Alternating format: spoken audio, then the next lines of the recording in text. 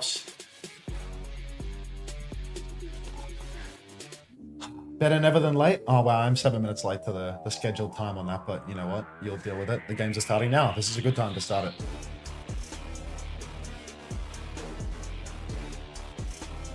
I'm leaving you on in the background while I play 8 hours of Valorant. Good plan.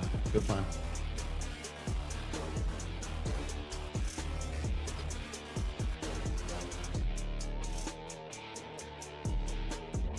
Very good plan.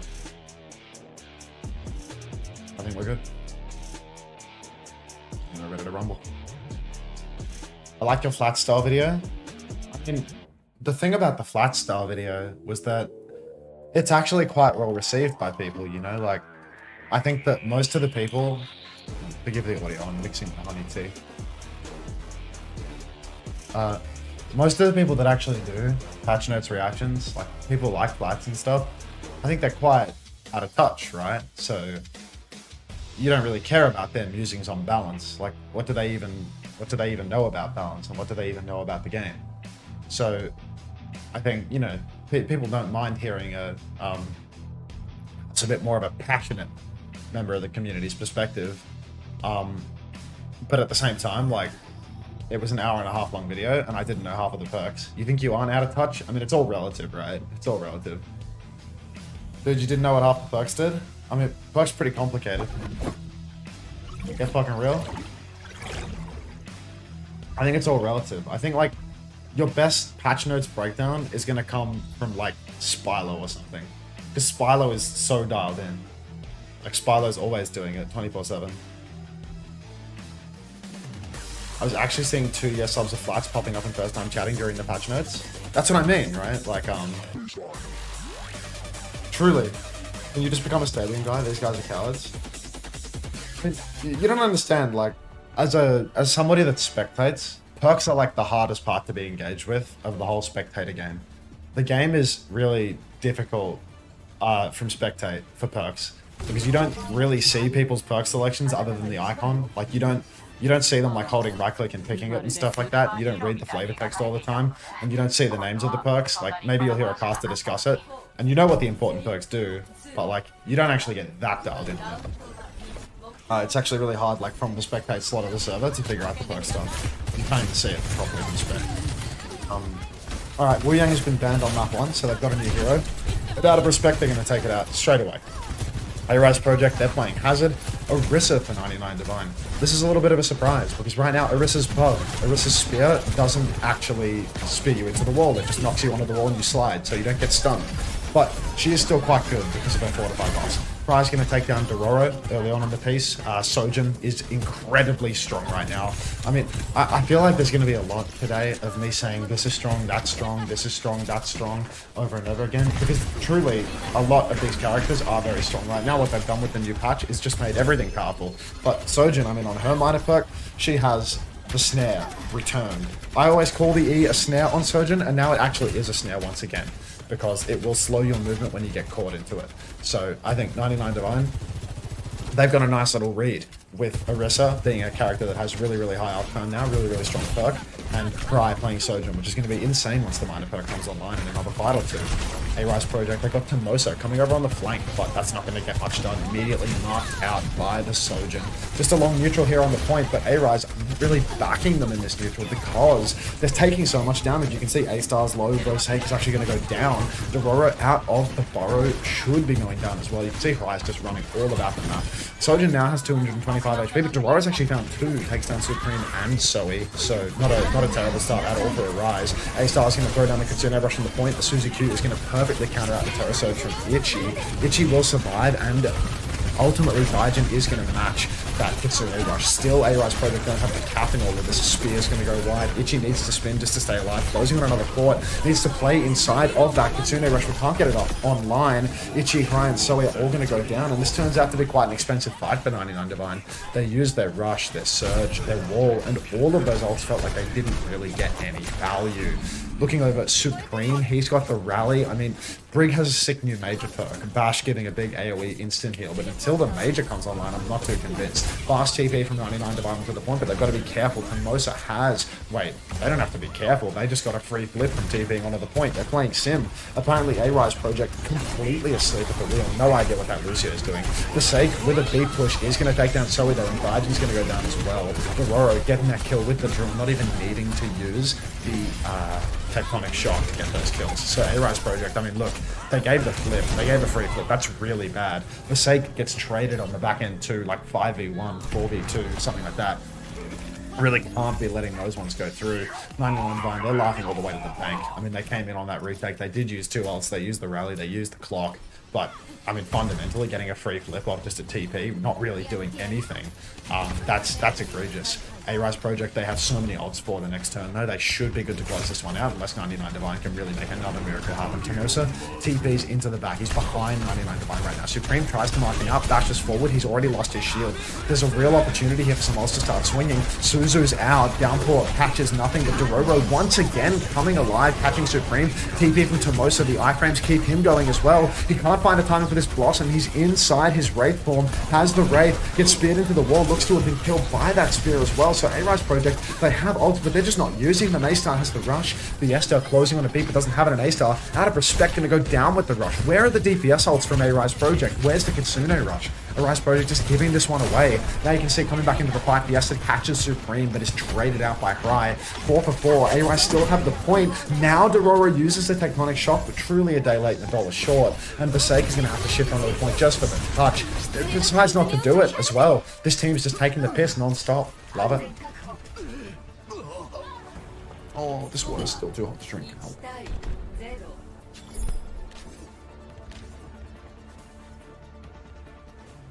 If we could boost the YouTube likes, that would be good.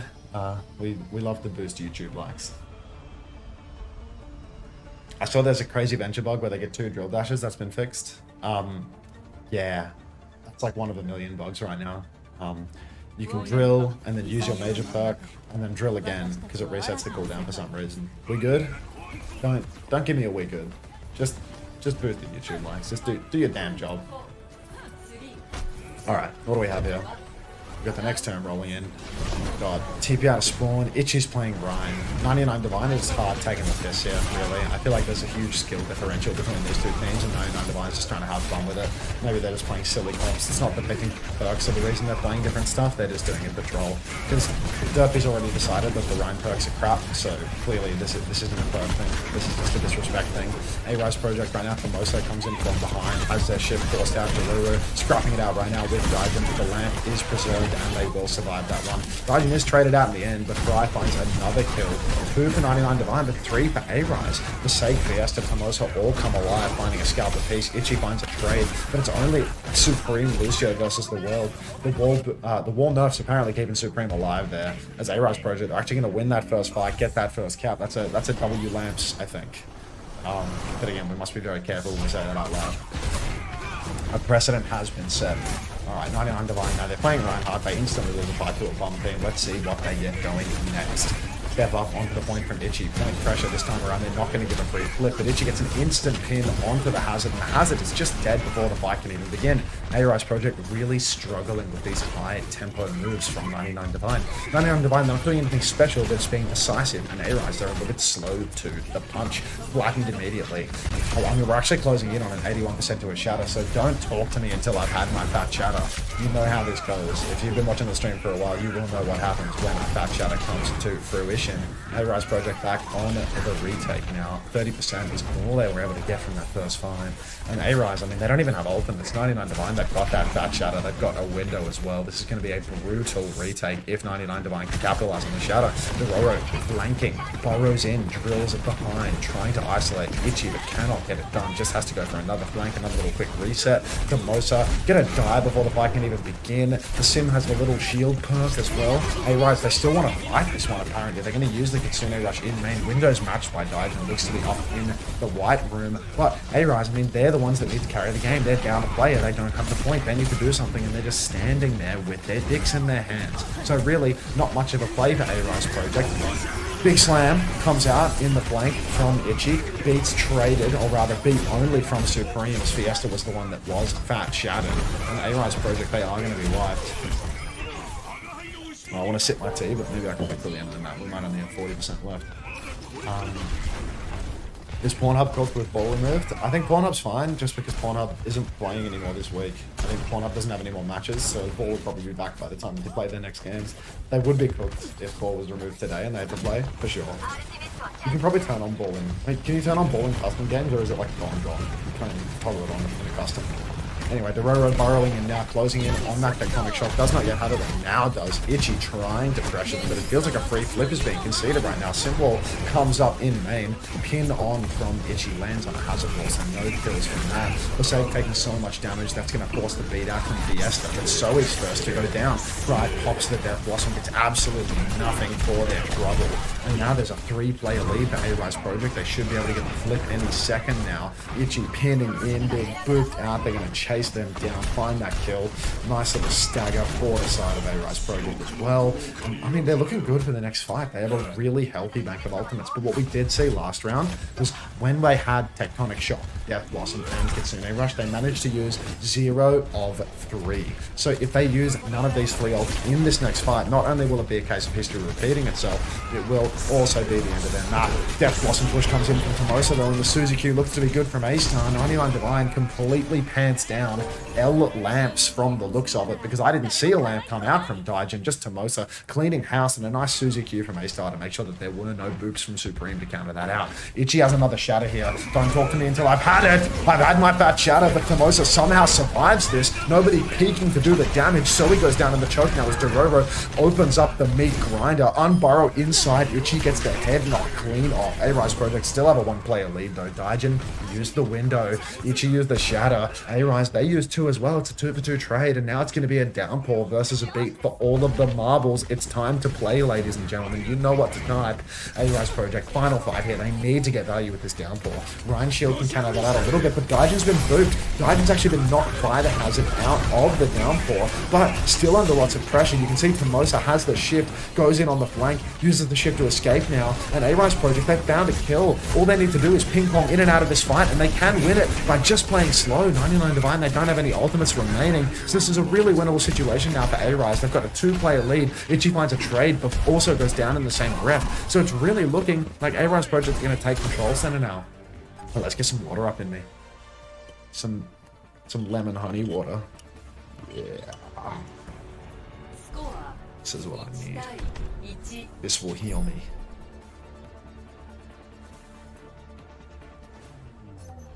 This and 1 meal a day. This will get me over the line. It's good. Tastes better really. I just have to do the lemons myself, you know?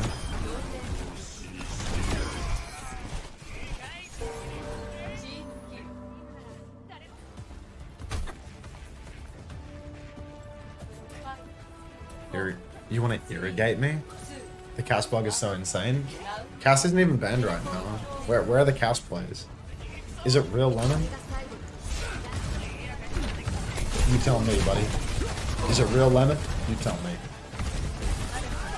Alright. Different composition here again. 99 Divine going back to their roots where they did actually win. Back over the Orisa, off the Reinhardt, too much of a troll pick. Right over on the coast being aggressively pushed right now. Lucio, Fiesta going for gold. So much damage done by the Lucio, but 0 follow-up whatsoever. So A-Rise Project, even though their Lucio makes a heroic play in go back, it's not like it's going to be enough. Dororo finds a trade, finds a second trade actually. Right and Supreme Photo down. Now only a 1-player deficit, but with Itchy cleaning house, with the tank already being dead, it's just not going to be enough. They're not AI lemons, they're real lemons. But yeah, here we go. 99 Divine. All they really had to do was just AFK at the back of the point and wait for A-Rise to push, because A-Rise doesn't have the level of teamwork required to actually get a good 3-2-1 going. Fiesta was in for 2 whole seconds before the rest of A-Rise got in. Timing completely off for them. Now 99 Divine, they're playing up in main. Amp has been forced as Pry is going to have to kite back to the coast. This could be a window of opportunity right now. Could be a timing for A-Rise to get in the mix. You can see the Venture burrowing in behind, getting ready to unburrow on the coast. Out of the ground they go, getting aggressive. Fiesta pushing. Dororo finds a kill. Tomosa and A-Star are both traded. The one-player advantage for 99 Divine. Evened up as Mosaic takes down Fry. 3 versus 3. Lucio, Hazard, and Venture all scrapping it out for the point of the health pass for A-Rise. They are struggling. Big spear comes out from Itchy. And it's going to be a 2-for-1 trade in favor of 99 Divine. So A-Rise, once again, a decent start. A couple of kills, but just not enough to get them over the line. Clearly an AI lemon. Look, we'll have conversations about these lemons later, okay? Show you how good these lemons are. Show you how real they are. All right.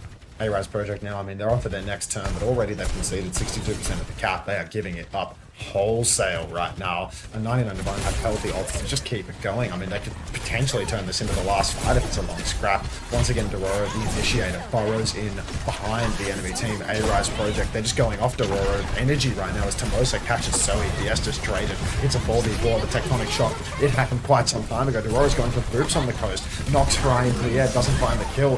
Very low for Itchy. Itchy's actually going to go down. Should have taken the healing Terror Surge perk, mate.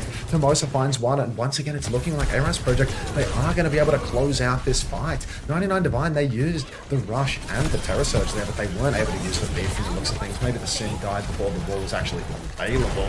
And A-Rise, I mean, they have to be so happy with that. All they had to use was a tectonic shot to secure a retake. It felt like 99 Divine had all of the ults to just plow all the way through to the end of the round. But now, A-Rise, they've really reset the ult bank. They have 4 ultimates of their own, and 99 Divine, they have to retake at a deficit. The way you calmly cast this match is so tough. Thank you. 5-man TP onto the point. Downpour is absolutely massive, though. You can spam the ninja remote here. Everybody's rooted, but the symbol is keeping them alive. Mosaic tries to escape, but fails. Big comes out so late from Fiesta. Tomosa with a massive Death Blossom, though. It's only Itchy versus the world. And a Rise Project, I mean, look, it cost them everything. It cost them every single ult that they had available. But they do win the fight. And 99 Divine, I mean, look at the ults. They spend heavy, too. That was double DPS. That was beat. So now they're in a position where Dororo can potentially farm them on another rotation, hit a drill on their retake, hit the drill on the objective where they land, and again, could just combo this into a fight win. Shield comes out instead of a teleporter right now. It's a fake TP that's actually a shield. Thank God for perks. Absolutely con for using. Why is everyone spending? Wow, what does that mean? I don't know what that means. Dororo burrowing underneath will catch Supreme. Poor little Leadfoot Supreme. He's good for it on the flex supports, but he's not good for it on the rest. This is definitely not the old patch. Wu Yang is banned at the top right now, folks. Fiesta traded out, but both Lucio's incapable of surviving. Now 99 Divine going for a fast retake, looking for an opportunity to use that tectonic shock, but it looks like 99 Divine, they are actually just going to get this clip for free. A-Rise Project, it looked like they wanted to concede the cap, they wanted to play slow, but an absolute catastrophe in terms of teamwork here as Fry gives Dororo the slip, sliding back and forth. Don't know why they didn't take the 50 rail charge, and Horizon's actually just going to get a 5k there, juking and snapping the Venture's ankles, killing absolutely everybody from the side of A-Rise. And that final part was a mess. They got the pick onto Supreme, they get their own Lucio traded, and they don't cut the rotation, and they give it up. And now we get to watch the map end twice, and the clean feed freeze, and go silent.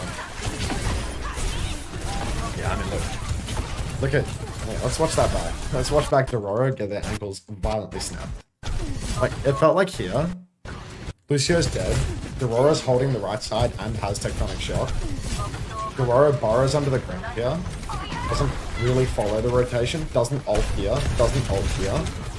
Reaper is just inting, like, God knows what I'm going to Reaper there. Now they ult, snapped. Like, this is actually so cool from Pry. Pry literally killed everyone. Little jukes them Pry. Fuck them. Alright, let's go back to the main broadcast, because this splash screen is just not cricket.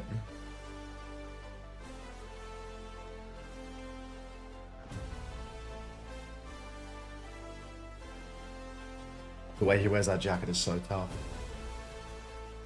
Can you break down the sim shield value, Kappa? I'm afraid not. I'm afraid you need a much more sophisticated degree than what I've got to break that shit down. Damn, 1,600 viewers, you were eating good tonight. Ad break revenue is like broken right now, and no ad breaks are rolling. So I'm actually not really making any money from doing this, but hopefully I can build up a loyal fan base and then exploit that loyal fan base down the line, you know? I have lots of viewers, so I'm sure I'll get new viewers today for watching Japan, and then hopefully I can carry that forward throughout the entire year. I don't need to make money today if it means I can make money in a month, you know what I mean? But you know, I gotta get some loyal viewers as a result of this. That's all that is really matters. No, this isn't me being charitable. The ads are just broken. Otherwise, I'd be plowing you all. Don't worry about it. You'd be getting a face full of ads if I could give it to you. I just don't have the ability to do it. And Red Eyes gives 5 gift subs immediately. Beast. Thank you so much, Red Eyes. What? Angry Wolf GIF said, can I put on the jacket? I'll do this for Angry Wolf GIF, and I'll do it for Red Eyes as well. Thank you very much again, Red Eyes, for the 5 community gifted.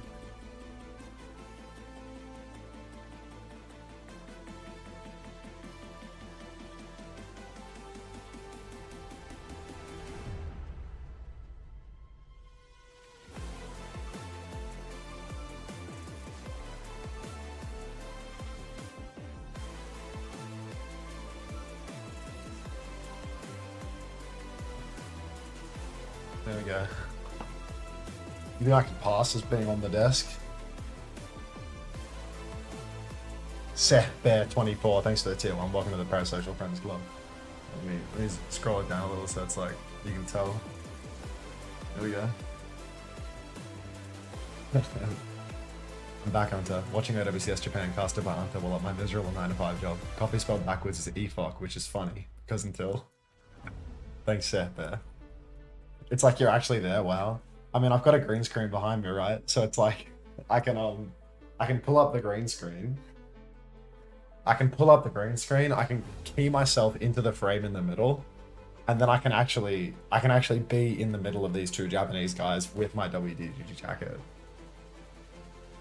Does the jacket still fit like a children's medium? Yeah, well, because I don't suffer from Benjamin Button disease, the fit on the jacket doesn't really change day to day. So yeah, as you can see, I'm gonna illustrate this.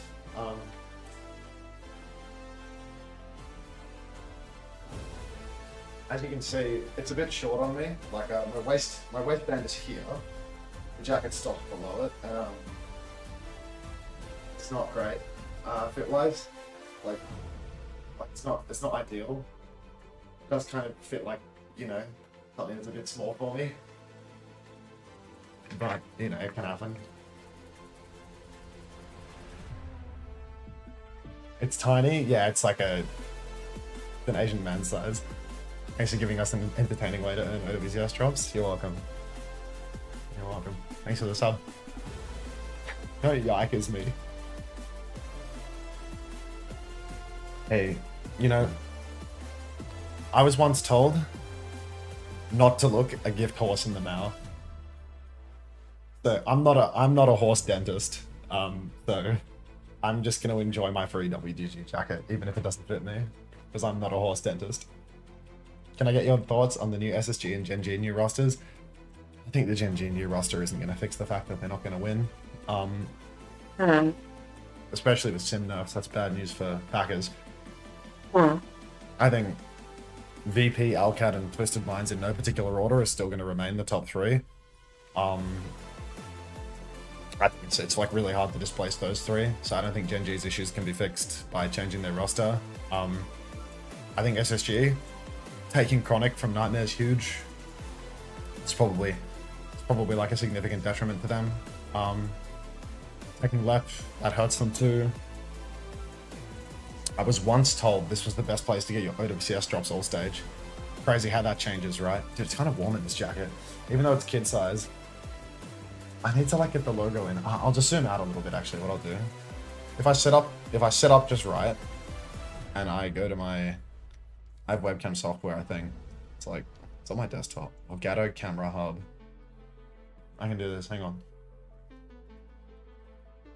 SSG got the Coach of the Year too. Yeah, that'll change everything for them as well. Chrissy can fix them. There we go.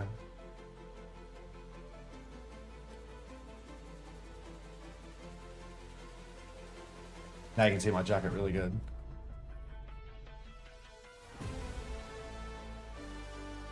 Guy in the white shirt should take estrogen.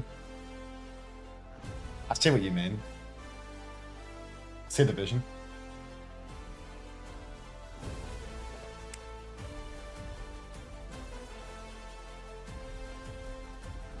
Sad bald man never got to coach SSG to get the whole uncoachable on. I mean, Xavier doesn't really have like head coach energy, you know? Davey is the kind of guy that like doesn't want to shoulder all of that head coach cancer responsibility. He kind of prefers to enjoy his job, like get some pleasure from it.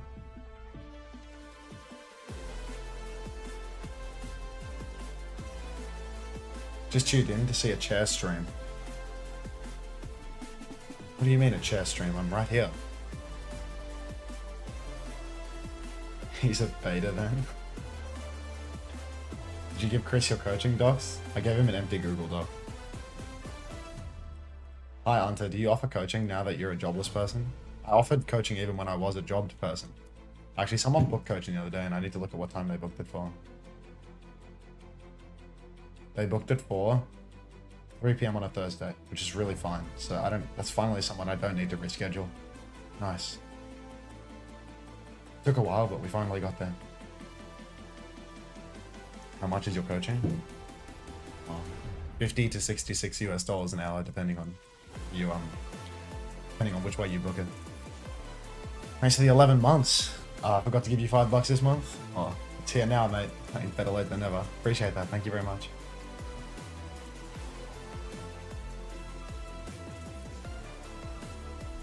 Yeah, I do team coaching as well. Although, to be honest, I feel like I priced the team coaching high enough that like I don't really even remember what I priced it at. Can't believe you're homeless. I'm not. Why is he a leather daddy now? Cute jacket. Yeah, I had to fit in with the rest of the casters. Yeah, thank you, Red Dude 21. Appreciate it. Why Bet's still there? My mods are trying to get unmodded, I think. Do you do Clash Royale coaching? No.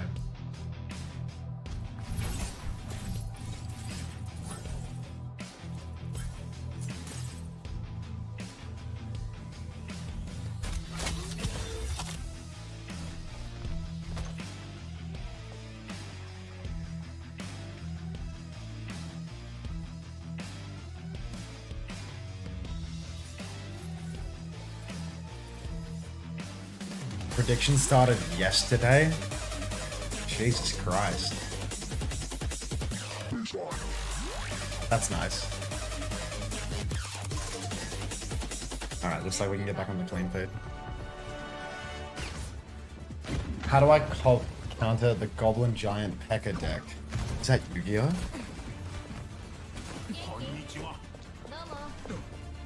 It's gotta be Yu-Gi-Oh, right?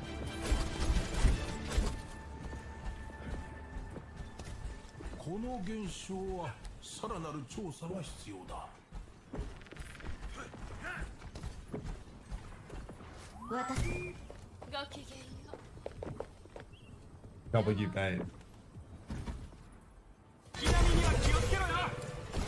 Advice for lonely hit scans with a job. Lose the job. Calc teacher. Are you a calculus teacher? No thoughts on the sneaky golem. Alright, we're rolling into map 2 here. The Rise Project, they actually did show some signs of life, but it feels like they have a bit of a pan-pissing disorder, where when the going gets tough, they begin to urinate. And that's not ideal, in all honesty. Daijin over on the flank here, just playing a side angle. The Rise Project have banned out for Sim. That's put Zoe onto Bastion instead of Sim, so it looks like Zoe is a bit of a funny character guy. Just plays everything that is carcinogenic. A-Rise Project, right now they're just getting free car push from the looks of things. I'm not really sure what the vision is with Bastion here. Daijin's trying to hold the side, but has been poked out quite early on in the piece. Still free car push for A-Rise though. Really not much block at all for 99 Divine. Huge damage on the Gry, gets them down to about 5 HP, but they will not die. You can see Itchy trying to control the side here, just trying to do as much damage as they can on the flank. Actually going to be headshotted and dropped. That could cost them their life here if they're not careful. That's so much damage coming out from Dororo. Dororo then swings the opposite side, hits Daijin, takes them down. One player advantage for A-Rise Project, and it's only going to get worse from here. Fiesta goes down as well. Rock lands onto Itchy, and Forsake is muscling forward. All A-Rise need to do now is push the cart, and it appears that they forgot that minor little step in their master plan, but that's okay. Japan matches don't always feel like ranked. I think this is the first, or maybe the second game that's felt like really cummy. A-Rise Project, I think they played yesterday, and I can't remember how crappy they were. But honestly, like, this is the first game that's felt like a ranked lobby, probably because it's like post-patch and nobody knows what's to play, and it's all buggy, but Pry's gonna swing top, instantly take down Tomosa, 99 blind now contesting the cut, Ivan's gonna swing, peek with the Suzu, but Dorora's gonna win the duel versus Pry. Wall hacks do make a difference in the end. Window comes up in the back from A-Star as well. We're in a 4v4, which is taking a lot of damage, eats a rock on the chin, but looks like it's a W lamp situation here as Supreme will save the day with that lamp. Bastion with form in main, doing so much damage. Fiesta, because they were the first to go down, they're not in a position to trank right now. And A-Rise Project, I mean, so close yet so far. Bastion ult actually comes out from Zoe, uses that to get the over health, which keeps them alive through the rock. I mean, I don't know if that's a nice play or not really. I feel like if they could have gotten away with dying there, because A-Rise Project now, I mean, they're going to have a couple of ults for the swing, they're going to have the trank, they're going to have the flux. I mean, I don't think that was really a Bastion Jax. I don't think they wanted to get the ult off. I think they wanted to get the overhealth from the ult, so I don't think it was like that. Symmetra and Ilaria banned, not Castle Ball. Or do you mean like a Castle Ball banned by the tournament admin? Because that's possible. I'll ask Craig if any heroes are disabled. Craig will let me know. He'll give me the scoop. Bastion up on the high ground right now. Rocket jumps up. I can see Rai playing quite aggressively. Flank for Daijin as well. Hunting down the Widow. Has wall hacks now, so Dorora's entering a world of pain. And this is what happens when you find a stranger in the Alps. So Daijin now swinging behind. A couple of shots onto Fiesta. Fiesta's very low. Has the trank, but doesn't really want to use it in spawn. Mistake has found a kill somehow miraculously into Itchy with that gravitic flux. And now the push is on for A-Rise Project. They just need to make sure they don't get picked by this Widow, who is isolated over on the side. They know the Widow's position, but there's nobody to force it out right now. Tomosa needs to get back into the mix and stop it. Gosake now, pressuring the payload, has to use the hands, doesn't have a shield anymore. Fry hooks into the spawn of A-Rise and takes down Dororo. Now Fry's threatening a push from behind, but Itchy needs to touch the cart. Kitsune Rush comes out in main, and A-Rise Project, out of respect, they're going to cap the point. 99 Divine aren't even going to touch, and then Tomosa, post-cap, is going to pull the overclock. I want to say that's is that a pay-to-win skin, or is that a galactic weapon for Surgeon? Because that thing looks absolutely outrageous. What's up with the leather jacket? What is this shit? This is so ranked. Southern Lebowski, I'm so glad you got the reference. It actually makes me so happy that you got the reference, because nobody is going to get that reference, because it's not the line, it's the fucking... It's the TV censored line. Like, you might be the only person out of 1600 who got that, but I'm so glad that you got it and you acknowledged it. That's cool. Hello Vex. Alright, now Window has been traded. 3 players have actually gone down to A-Rise while I was jerking off over someone in the chat. Lola Bear got it as well, so you know what, that's 2. That's 2 out of 1600. Good numbers, good numbers. You put Shoes dog merch on as well as the jacket. Well, the dog is here, so like it'll just look like a white t-shirt. You know, I can't have both. It doesn't make sense. Doesn't work. Okay, Bastion ult comes out now from So, a big pool of overhealth, but this one isn't for survivability, this one is for aggression, so they're going to use that double mine up top. There's so much damage to the Sigma, but not enough for a kill, and we've seen even trades here. Both Kiriko's taken down in the neutral. Now Ryan getting aggressive, looking for more drops into main, finds absolutely nothing. The Sake swings, goes for the rock, doesn't catch anything as well. Nice shield coming up from Itchy. Now the Sake peeking back out again, but has not recharged their shield, so it's just about broken. And again, you can see continually trying to swing, never recharging shield, constantly going back out about 200, 300 shield health. Really just playing it fast and loose with the resource. Where do you place on the Overwatch tier list? Tier list right at the bottom. Terrible. Rock comes out from Itchy onto the Genji. Dororo going to go down off screen, so he's going to kill Tomosa and A-Star. So really not much life here for A-Rise Project as they try to break out of this choke, but 99 Define have a chokehold on them, controlling the angles from the high ground. Bastion up in the back, pumping damage.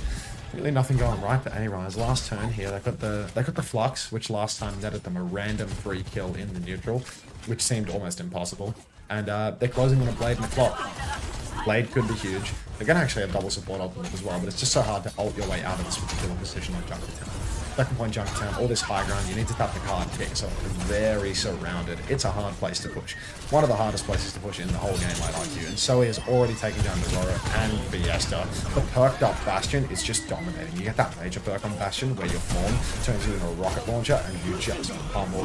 Flux comes out, it's a brute. Rocked out of the server as the Sake will go down again.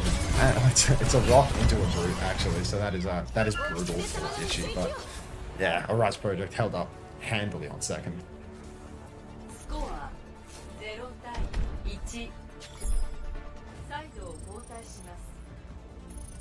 War Commander X, can we get a jacket for him? He deserves it. He really deserves it. Guys, can we boost the YouTube likes again? I feel like I'm having a really hard time.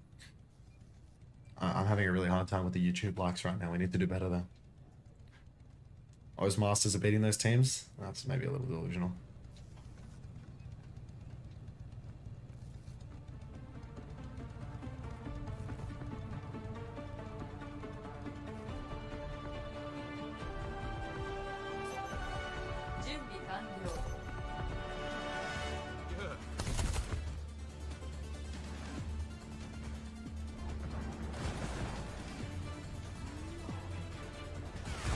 Jacket for CX.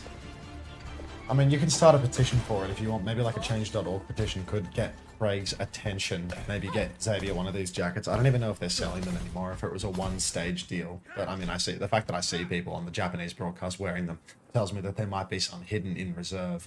I just can't find the sizing information on the thing, really. Like, it's a large. It's not even an XL, it's a large. This is an L. But yeah. Did Dildox dominate Japan? I genuinely think Dildox would do decently in these games. Like, I think Dildox might win this series. Yeah, jack off Commander X. And get that gun. Craig will believe in today. Believe in the narrative. Daijin's going to catch an early kill onto Telomare here. Not a fantastic start for the Surgeon of A-Rise project. Already Fiesta as well, being pushed into a corner by Daijin, who just keeps swinging wide. Fiesta needs healing, doesn't get it. He's going to passively heal back to just about full, but still engaged in mortal combat with Kiri, just not connecting the shots. So Daijin, nothing but body shots, going to hit about 10 body shots on Fiesta, take him down, and just keep taking this side of the map. Really, just on a stroll right now. Daijin already 50% of the way to the Kitsune Rush and the Arise project. I mean, they've lost the whole map. The entire left side has been taken from them. Daijin goes for an aggressive flank drop behind him. Aurora is going to spawn kill him here. For the sake of they can just play life a little longer, which they can't naturally. A chance to win here. Bastion forming on the payload. Ruby's body shot by the Widow, but Itchy just playing part, pushes forward, finds another kill. I mean, that's all she wrote, really, for the side of A-Rise. I mean, now, what can they even do? 29 Divine. They have 5 minutes to win one fight on second. Supreme and Import that was in Owl. No. Supreme wasn't in Overwatch League.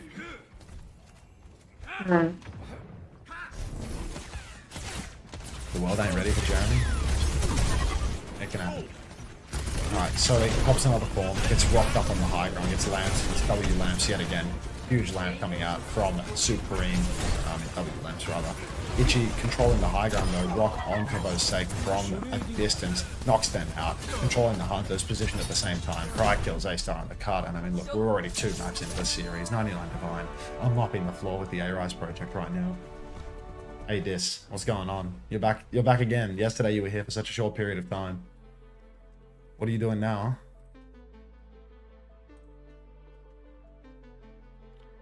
See if I can fit myself in the middle.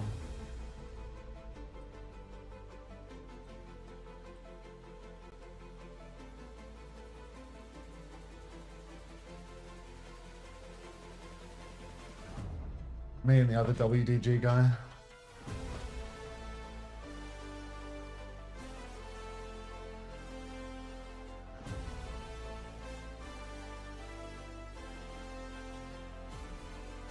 Why did people rate 99 Divine so highly before? They had a different roster in the Pacific region. It was really different. I don't think anyone is looking at 99 Divine on the stage and saying this team's fucking crazy for Japan. But when they were playing in Pacific, they had like some pretty interesting, like hyped up Korean imports. Like I think they had Peppy. I forget whether they had like Eshan or something. Who was their hit scan on stage? I can find this really easy. They did have Eshan. Like they had some pretty like hyped Korean imports. So I think honestly, I meant to turn on my screen today. This shit is so loud. Yeah, because they had the hype Korean imports, people rated them pretty highly, but it turned out that they weren't all that good. Peppy was just a Sigma one trick that still lost the Sigma map. Sounds very challenging, this, to be honest. Sounds like a struggle. Happy as a clan. As long as you're happy as a clan. But yeah, now that 99 Divine is in Japan, I don't think people are rating them very highly anymore. Like, they don't have like superstar import talent. They don't have people like Peppy who were just like causing big upsets in OWCS Korea, or Eshan that's like been an owl or whatever. Eshan was barely an owl, but you know, he was alright. He's not a bad player. Hello, Unter, I'm back. Did you miss me? Oh, terribly so. Varel just owns Japan. Did Varel have like a blip where they did badly? Did they lose before they got Top Dragon and stuff? And that's why they got Top Dragon and stuff? They got Top Dragon and Slay, and now they're like way better than everyone else. Or did they win every time? Sigma one trick lost to a guy who played only for playoff. Yeah, but the thing is, Punk has heart. And that's something that cannot be said for someone like Peppy. Oh, Supreme with a 7. Supreme with a 7. He was like the Washington Justice head coach slash manager. And he opened an internet cafe in Korea after his game. And he has a couple of kids, I think.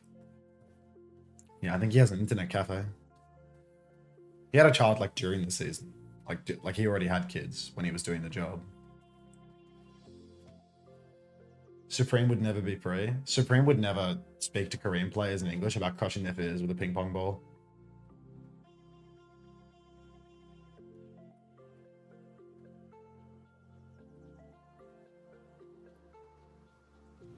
Holy hell, the owl break music.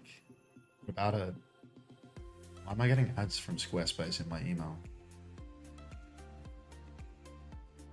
Well, now that he has an actual job and a wife and kids, it's the perfect time to try and make OWCS. I mean, an Overwatch League job was a real job.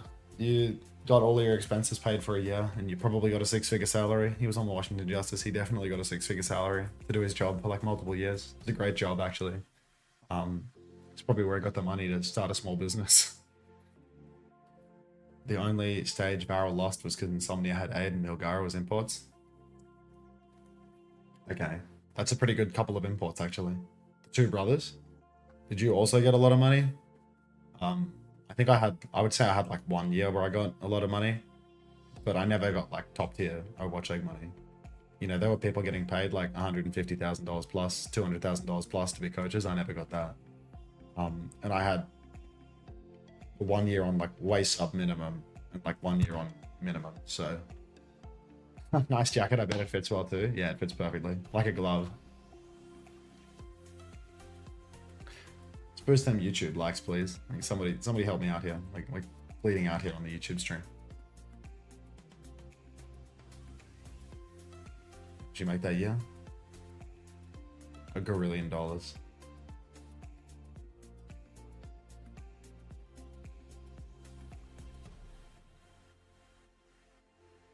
Is Unter OJ? If the glove does not fit. At least you got that second place playoffs prize. I'm a coach. Coaches don't get prize, buddy. Stop laughing at me. You know the truth. You never get, well, you very rarely get prize money as a coach in Overwatch League. More of an OWCS perk because there's not enough money to go around, so you start splitting it with the coaches, but in Overwatch League it was pretty not standard. Damn, what do you get as a coach? Blamed for everything and a fist up your ass every time you lose. What's next for you in terms of content creation? Will it be co-streaming and YouTube vids? Yeah, pretty much exactly that, to be honest. I'm going to be co-streaming like all of the regions pretty much except for China. So I'm going to aim to do Japan, Pacific, Korea, North America, and EMEA. So like the big five, I suppose, but really the big three plus Japan and Pacific to fill out the time. In terms of like YouTube content, I don't really like intend to make much of it myself. Like one bloke is an editor who makes a video every couple of weeks. Another person I'm bringing on to edit some more YouTube videos for my streams, just so that I have more content and I can hopefully grow the the viewer base a little bit. And then like the coaching if people book it, I suppose. I like the flat style video. I mean, to be honest, the flat style video, it's not that I really like doing that stuff. It was just like yesterday, I had a really high view count after the broadcast because of the drops and all that. So I just needed something to fill the time. I hit the record button when I started it. I stopped hitting the record button when I finished it, and I put it on YouTube, and someone in my Discord made a shitty little thumbnail for me. That video like doesn't do very well in terms of like views, money made. But I suppose it like exposes my channel to a different demographic. Like it has lots of comments from people that don't usually comment on my videos saying that they like that style, but it also doesn't appeal to my core audience at all. You know, like it's very much a different niche, my core audience, to people that want to listen to patch notes discussion for an hour and a half. But some people do like that.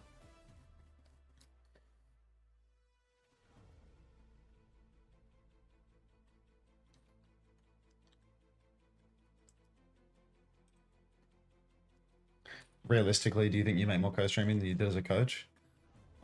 Yeah, definitely like coaching OWCS or whatever. Sorry, I've got a bad layer on for you. I should be showing you this right now. I should be showing you the Japanese guys having fun. Can you coach Boop Throop of Face at Masters? Absolutely not. What was the question? Yeah, like in Overwatch League when I was making like the best salary, I suppose it's probably like, you know, probably better. Well, it's definitely like a better gig than what the co-streaming stuff was. But co-streaming is better than like what coaching is nowadays. I mean, it's still worth to do like both types of content. There's just only so many hours in a day. And like, if I want to co-stream 5 regions of OWCS, that's 7 days a week.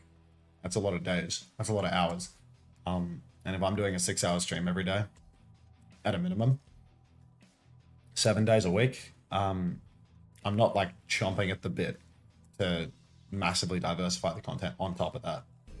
You know, if I want to diversify the content, I need to like cut some of the core content in exchange so that I'm not taking up all of my life. Nice leather jacket. Oh, I know. I know.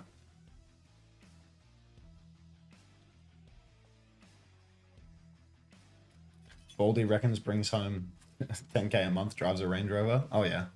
You're saying like, am I not going to eat into... Will the Unter coaching channel go dormant again? I mean, people have recently booked the sessions. It feels like people book the sessions proportionate to how much I stream. So like, if I stream more, more people book the channel, or more people book the coaching. So now, as I have less time because I'm streaming more, more people are booking.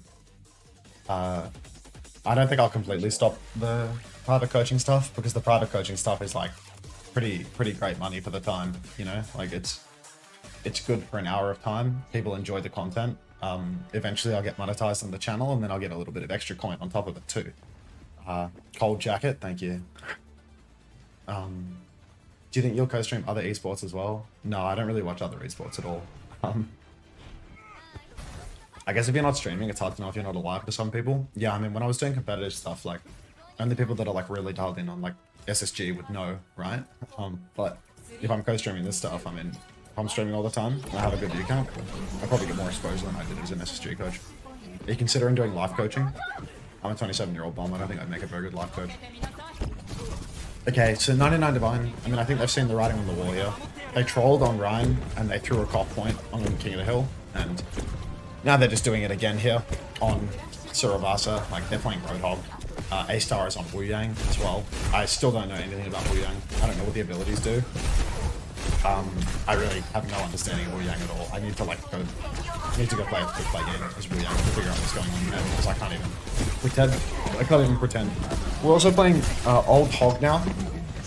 Hog has been unreworked, so Hog is now like Overwatch 1 Roadhog, where he doesn't have a piggy pen anymore, and he has a one-shot, and he has a right click that can like one-shot you from mid-range, so I suppose all of these things are interesting. But, you know, 99 Divine are playing Hog, Sim, Sombra, and they're winning the first fight versus A-Rise Project, so I think there's just a skill differential here that's a little bit insurmountable. Game is mad loud? Ah, sorry, bro. These headphones are a little quiet, my bad. So, I must have turned it up too much. Yes, that's my bad. I think I'm just like slowly going deaf with these in-airs, so it can happen. Hog can't one-shot. It's like close to a one-shot, right? How they're working. I mean, these are my wireless indies. Alpha, I haven't bought a wide pair, but I think I will buy a wide pair from one of them websites. I think it starts with an L. I forget the name of the site though. By the way, wide swing from Tomosa. What skin is this, by the way? This Sojin skin is actually outrageous. It's like, has a funny gum sound and everything. Alright, Zoe and Haraya both just need to take down A-Star and Tomosa. I mean, we don't even get to see them fall over in the neutral, but rest assured, they lost their duels. New Mythic. Does it have a name? It looks cool. The gun sounds cool too. If they have it on day one, does that mean that they bought the entire battle pass on day one? Unter, which is your favorite finger? Probably this one. Is this my index finger? This one. UV got an icon skin? What does that mean? Oh, it's called Ultraviolet. I see. Well, they save credits from... You can bank prisms? Okay. I don't know how the cosmetic systems in this game work, because I don't play it. So, here we are. 99 Divine. Fillmore comes up on the point. They've got bodies on the point, but they're using their ult 10 seconds before the cap, so they can't even turn that symbol into a cap. They're down a man. Dororo, best stick to Venture, I'm afraid. From watching this Tracer gameplay, I think Venture is more their speed. So inside the Kitsune Rush is going to beam down 3 members of A-Rise Project, so apparently 4v5, no problem whatsoever. And 99 Divine are just going to clean up the fight. Dororo absolutely taking the piss with whatever they thought they were doing there on Tracer, and 99 Divine, I mean, here's hoping they can just 300-0 this map while playing Roadhog and we can get out of this series. Which one has been in your ass the most? Index, middle, ring, pinky, or thumb? Definitely my thumb. I'm a thumb in his ass sort of guy.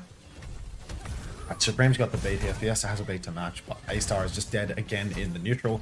You can't keep getting away with this crap. Like, you can't just be dead before the fight has started 100 times in a row. Ichi pushes towards the spawn, actually gets walled off by the hazard, hooks the hazard too, but it's not enough to save their life. They want 80 to try and get that overhealth from the new perk interaction. Tomoso pops the overclock, gets 2. An A-Rise Project, I mean, they've been gifted a fight win, right? Surely this time around they can leverage it into a cap, leverage it into a couple of kills. What is that on the ground? What? Oh, that's the Sojin E, right, with the Mythic? God, that is very visually noisy. It's very visually noisy. Alien Oak 98, thanks for the 3 months. Welcome back to the Parasocial Friends Club. Appreciate that. Unter really just a bogan twat. Itchy is trying his hardest. Looking handsome today, Mr. Hunter. Thanks, smiles. Do you even play this game anymore, or are you just casting all the time? I haven't played it in a few years. Like, I play like, you know, probably like 50 hours a year. Something. That's probably a generous overestimate. I probably play like 30 hours a year in the past 3 years. I don't know, maybe I'll play some more because I have like these big periods of off time. But yeah, I mostly just watch. No, I cannot tuck you in, but or tick you in. Good enough, Neurosity. Only 30? I swear you played more on stream. Maybe I'm underestimating it. Time flies when you're having fun. I don't play very much compared to what I used to. Either way, 99 Divine, I've cleaned up another one. Unter, can you do your placements? Maybe later. Like a month later. Not today. Absolutely not today. Alright, A-Rise Project, what do they have? They have a beat. I hate what they've done with the floor at this point. I don't like visual clutter. I want to get maps to be like clean. That's like anti-clean. Alright, manual hack comes out onto their sake. Combo with the whole hog, but apparently can't keep hogging it. Still 2 kills for 1. 99 Divine, would you believe they're in the lead yet again? Gaijin's traded the hard flanking on Mikiri. Pays off most of the time. This time around, they will be caught out. It's still just a 3v3 though, so it should be fine for 99 Divine to clean up, because it feels like they literally can't lose a fight. Or at least they can't lose a meaningful fight. Itchy pushing over to the point, trying their absolute hardest, or so I'm reassured. Out of the top row comes Versake, looking for something. It's absolutely nothing instead. Very low on HP now. Dororo back over to the Venture, playing something they're actually comfortable on. Symbol comes out from Zoe. That is going to bully A-Rise Project off the point. Beat comes out from Fiesta. The beat is on the wrong side of the wall, and for a second time on this map, Zoe is just going to microwave the entirety of the A-Rise Project roster. 2-0 up on Surabasa, 2-0 in the team scoreboard. A massive team kill banner from WDG that looks like a transition to a highlight, but isn't. Why did I think I was banned from Unter Discord? I have no idea, Kiara. Streets are saying Final Fantasy 14 is the new Overwatch. Hop on. I don't know what streets you're talking to. If I'm honest watching this, but not China, I mean, I just won't have it. These time zones are very convenient for me. But some of these games are crap. Zoe, Cry, good for 2. A-Rise Project, I mean, look, they pull the clock. Nothing's coming of it. Downpour comes out from the sake. What are we getting now? Might actually get killed. This might convert. The Roro looking like Doroboto out there. Oh, that's an indictment. That's a real indictment. Fiesta will take down Zoe, but the flip is going to go right back to 99 Divine. They lost 18% here. We're closing on the last fight, potentially, of the series. Look, I mean, if this is your first time watching Japan, then you'd think that Japan sucks. But I mean, yesterday and the day before, we both had like really good games. Yesterday we had a reverse sweep and a reverse sweep denied, like 2 map 5 series. So I don't think that all the games in Japan are crap. I think there's actually like some decent ones, but you know, this is the equivalent of like SSG versus Dilducks, you know? Even in North America, you have your Dilducks games. Looks like A-Rise Project, a little bit of a Dilduck. And there might be like 3 ducks in Japan. Alright, Venture, Dororo, pop sealed, kills nothing, 5 mana MP, or at least that's the narrative I'll push, and 99 Divine clean up the series. Team kill, 3-0 win. Easy. SSG versus Ducks was closer. I remember casting it nervously too, because I wasn't showing up to work. Yeah, this region is full of ducks. Did somebody say marbles?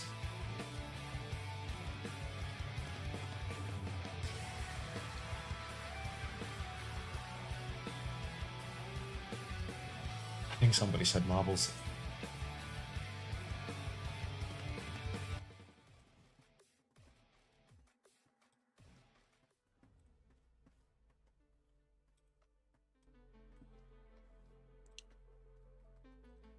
Somebody said 3-minute ads. I played it, but it doesn't work, I don't think.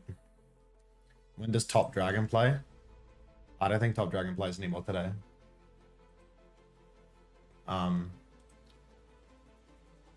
Edison plays next. Edison got reverse swept yesterday. They play next. Reject versus Telomare. I can't remember Telomare yet. And then Nyam Gaming versus Lazuli. I think Lazuli was like worse than what they were before. But Nyam Gaming is also kind of crummy, so I'm not sure whether we have any good games today or not. A lot of people playing though. Unter, can you wish me luck for my lore exam later today? Good luck in your lore exam later today. What do you get out of Uncoachable? Is it just for fun for you? Talk about Overwatch with my friends, which is not the most intolerable thing in the world. I get a little bit of money from my patrons, especially if I like Red Eyes, who is a top tier patron. And it keeps me up to date with all the teams and yeah, all the regions. Is top tier playing? Not today. I don't think. Yeah, Barrel doesn't play today. Barrel's already done for the week.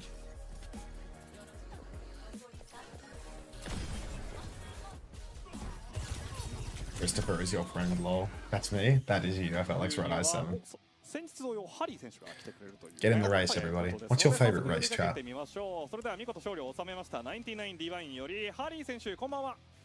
60 seconds to race. プレイオブザマッチとなりましたけれども、感想はいかがですか？いや、もうめちゃくちゃ嬉しいです。もうずっと取れてなかったんで、もう本当に嬉しいです。いや、めちゃめちゃ嬉しそう。めちゃめちゃ嬉しそう。いや、でもハリー選手、さっきね、我々も話していたんですけど、霊光タワーのナイトマーケットで相手のベンチャーのアルティメットをいなしながらダブルスライディングで最後決めたシーン覚えてます？はい、決めましたね。なんかあれどういう判断でやってたのかっていうのをなんか覚えてる範囲でちょっと言語化してほしいんですけど、どうですか？いや、なんかチャージあったんで、とりあえずベンチャーに圧かけないといけなかったんで、圧かけてる時にすごい狙われたんで、とりあえず逃げるかってやってたら、なんか本能的にうまくいっちゃって、叫びながらやってましたね。でも分かるな。なんかちょっと完全にこう自分がゾーンに入っちゃってる状態みたいなね。確かにはい、そんな感じです。そしてちょっとチームの戦術面などにも、フォーカスして聞いていきたいんですが、もし答えられないってあったら答えられないって教えてください。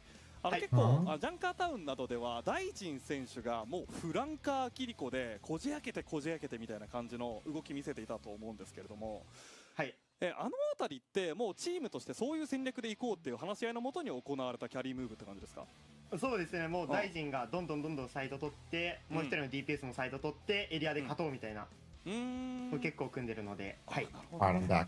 それは大臣選手 lots が of people 俺に playing 任 and せ I ろ missed 言って it くれ all. ハリーって言ってるのか、 Feel like I've done you a 誰かが大 disservice. 臣選手にこれや I る was literally looking at Discord for like 2 minutes. Don't know all about Unter. どうなんですかね。 Chris stole your 僕 job. も知らないん That's です not け your ど dog. 大 That's a 臣の snake. フィジカルが本当に Chris 強い didn't の steal で、 my 多分 job. シュプリームが I gave Chris や a ってみよ glowing うって言 endorsement. ってやってる Told のかな SSG って that I 思 was い going ま to す。 quit, じゃ and I あ said 信 you 頼 should の hire もと Chris それの instead. 後者みたいなね感じですね。そうですね。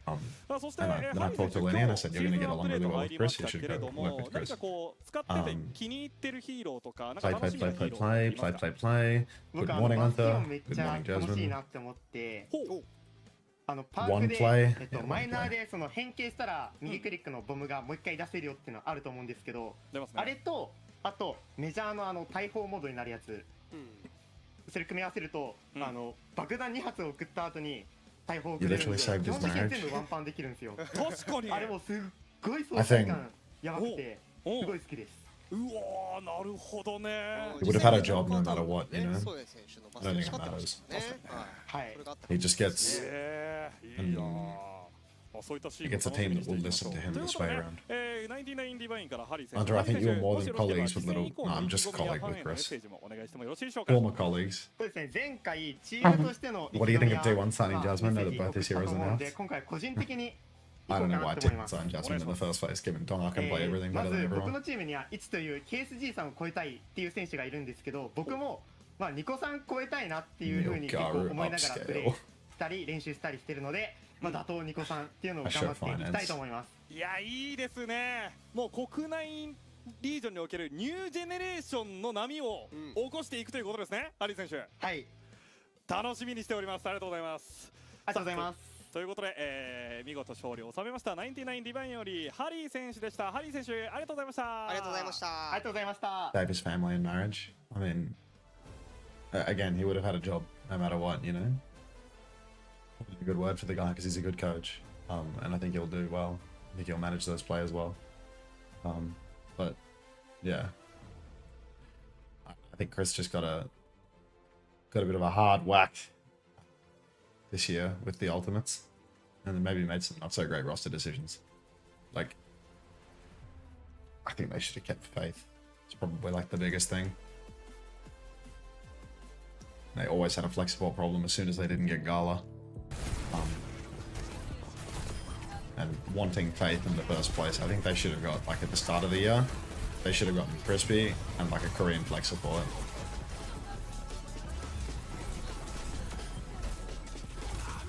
Like, Sky was literally kicked off London Spitfire for being bad in 2023 by Chris, and then he winds up playing the race, by the way, playing the Marbles race. Goodbye, Unter. No, Angry Wolf Kiff, no. Bye. Yeah, Sky was kicked off for being bad in like 23 or 22, and then he brings him in again. They didn't have a Korean flex support, they had Twilight. There's a difference. So I think bringing Sky back was like very weird. Getting Faith just seemed like dumb. Like, main support, getting a main support that's like a billion years old and never had a particularly high feels like a bad choice. I think it would have been safer to get like Crispy, like up and coming main support prospect, and then they should have gotten just like a Korean flex support, you know? Like, who's that guy that's on Twisted Minds right now? It's I don't even know the guy's name. That guy was just in the wings, like Simple. He was just available, right? Like, there's like heaps of people in Korea. There's like Marker, all these different guys are like relatively available at the start of the year. Like Marker would have been a more obvious shout than Simple at the beginning of the year, but you definitely could have gotten someone that wasn't a 27-year-old retired player that only came back to Overwatch because he broke his wrist and got out of his military service. I think a 27-year-old retired one trick with a broken wrist is probably not like, nice one, off-brand milk, nice one. It's probably not at the top of my list of like recruitment priorities. But hey, I didn't do the best job with my recruitment either, to be fair. It's easy to say this stuff with the benefit of hindsight. I think MCD is a bit of a bad shout, to be honest. I don't rate MCD at all.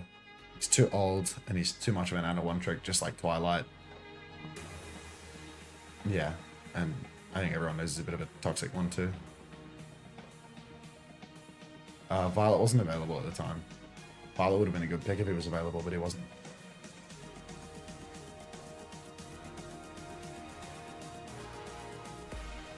Move the marbles so you can see the timer. Do it this way. Full screen. There you go. It's perfect. Love the jacket, man. I'm glad. Putting in hard work with this jacket. Get UV instead for TU. Do you know why they got Hawk this year? Callum was still good, no? I think Callum was much less than perfect, and he's a Korean import player that's expensive. You can save some money by not having Callum, and you can speak English better by having Callum, and you can play with your friend Hawk by not having Callum. So I definitely see the rationale. Lenny and Hawk are good friends. They've been on a team together for a long time. And you can save money by not having a Korean player, because, you know, Korean players are pricey. And yeah, I don't think that Kellen is like, you know, Kellen's not Donak, right? Like, he's a good generalist, but he's not exceptional at anything other than Winston, I don't think. That's why I'm homosexual. Hawk is kind of like the Twilight pickup though, better and cheaper and younger options in NA. I don't think that's correct. I don't think that Hawk is inflexible. I think Hawk was really good at a lot of heroes. Hawk has had like a higher peak and a more recent peak than Twilight, and Hawk is not 27. He's much younger than that. He still plays the game. Like, I don't know. I don't think that Hawk comparison to Twilight is fair at all. Twilight's someone that like literally was an Ana one trick for his entire career, other than like Zen and Goats in 2019. Hawk was like insane at Diva, at Zarya, at Doomfist. He was okay at Ram. He's insane at Orisa. Like, Hawk's been a lot. Good a lot. Until your commentating was inspiring. Not during the OWCS Japan broadcast days, you mean? When were you inspired by my commentating? Thank you. Screwed 19. Hawk also has a love of the game, unlike Twilight. Yeah, like Hawk actually cares. Why are you solo casting, by the way? I don't think Xavier wants to do 7 days a week, and I don't think Xavier wants to watch these games. Xavier has like other projects to keep him busy throughout the week, like a wife and a life and stuff like that. And I think I'm going for the more no-life approach of just kind of build a viewer base by being consistent over a couple of months period. Like high frequency consistent. Xavier is married and our streamer is terminally single. Life gapped, unfortunately. I just have a really understanding wife.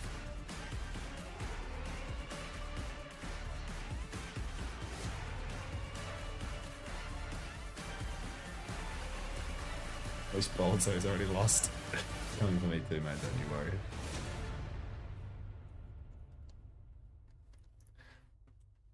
Watch that. Let's watch this gay marble again.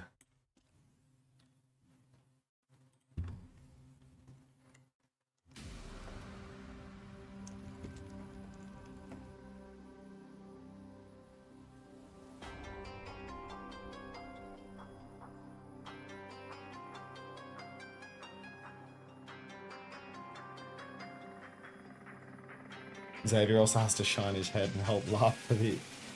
What's the EDL? This onion I got has like 2 onions inside of it. Should I open it and save it? Oh, it's like a layered onion. Hi, Unter, if I win this, can you do a race reveal? Yes, absolutely. Let me watch your marble just for that question. Let me find you.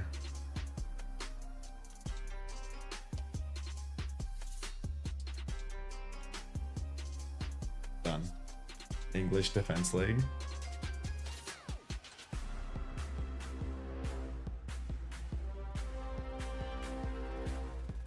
Ethno Gasser? Yeah. Oh, Kwasny is a marbles pro. I got one of those stat track marbles.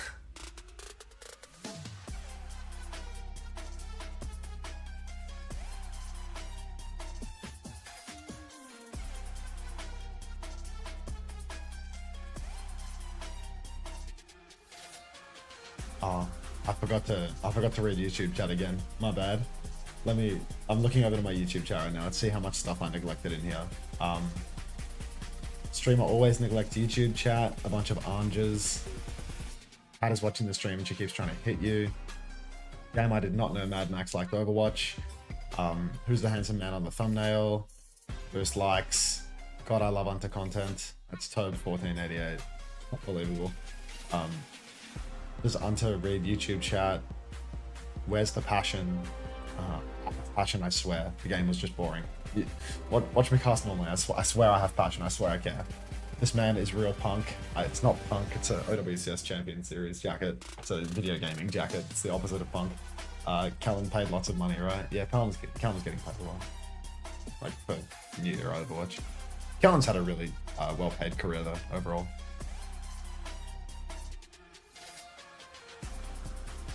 Ah, they meant Punk the player. If Unter was Australian, he would be called Gunter. Have I got news for you, buddy?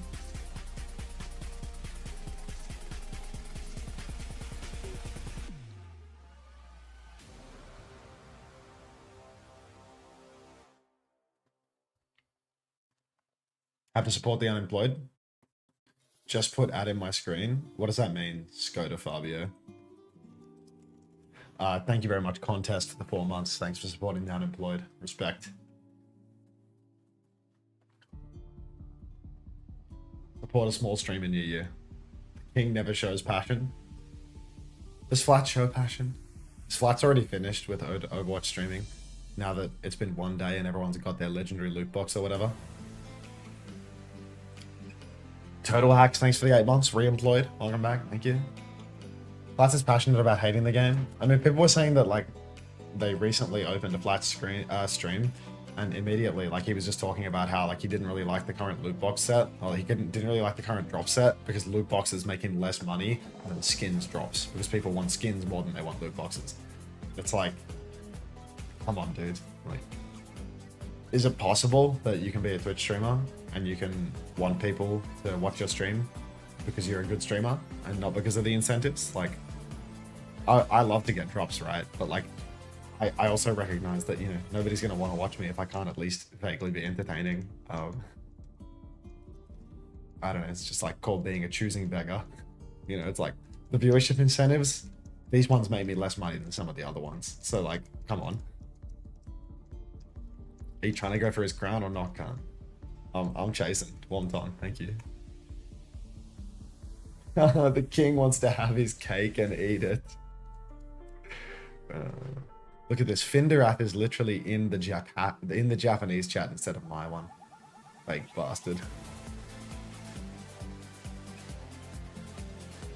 It's like his argument for Marvel Rivals being better than Overwatch is that it makes more money than Marvel Rivals. He makes more money from Marvel Rivals. Yeah.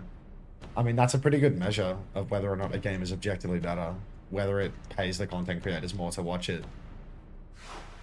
Because it's in its growth phase.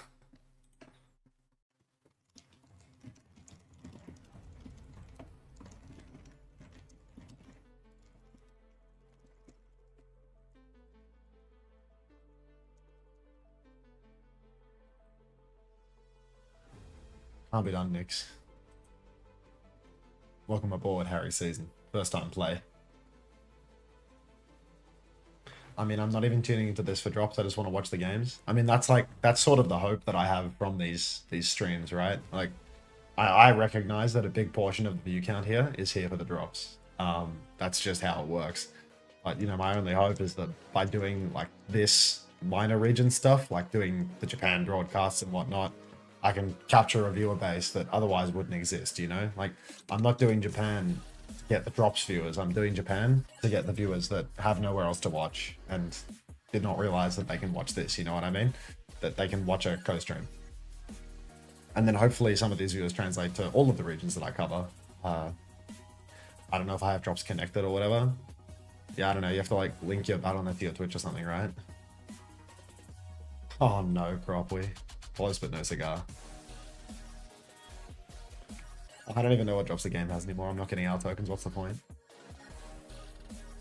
You've grown so much that the crazy raccoon jacket looks small and you now keep bulking up, King. It's not a crazy raccoon jacket. It's a WDG Studios Overwatch Champion Series jacket. But thank you. I want to learn more about the different OWCS regions. This will help me learn. I mean, all you should really be learning from this is that Japan is just a region that's full of Korean bargain bin talent, basically, you know. Before they get sent to the knackery and turn to glue, they play in Japan for a year. That's the only real lesson to learn here. Where's the liquid jacket? In the box on the floor to my right.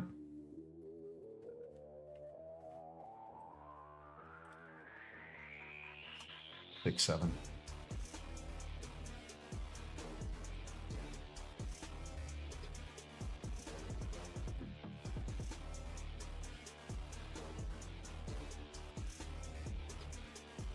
Japan is the region you go to if you're smart enough to avoid being unpaid by Saudi teams. I mean, Saudi Arabia definitely has the highest incidence rate of sign a contract, work in their country, come home, and then not wind up getting paid. Definitely the highest rate of like delayed payments and unfulfilled contracts. Like, I know many friends and pro players that have been very late paid or given outstanding payments, or just flat out never paid by Saudi organizations. And I'm not sure that the same can be said for like across every region in like the tier 1 scene. It happens in like all esports, you know, like rarely at like the tier 1 level, like very rarely at the tier 1 level in the way that it happens for like the Saudi scene, to be honest.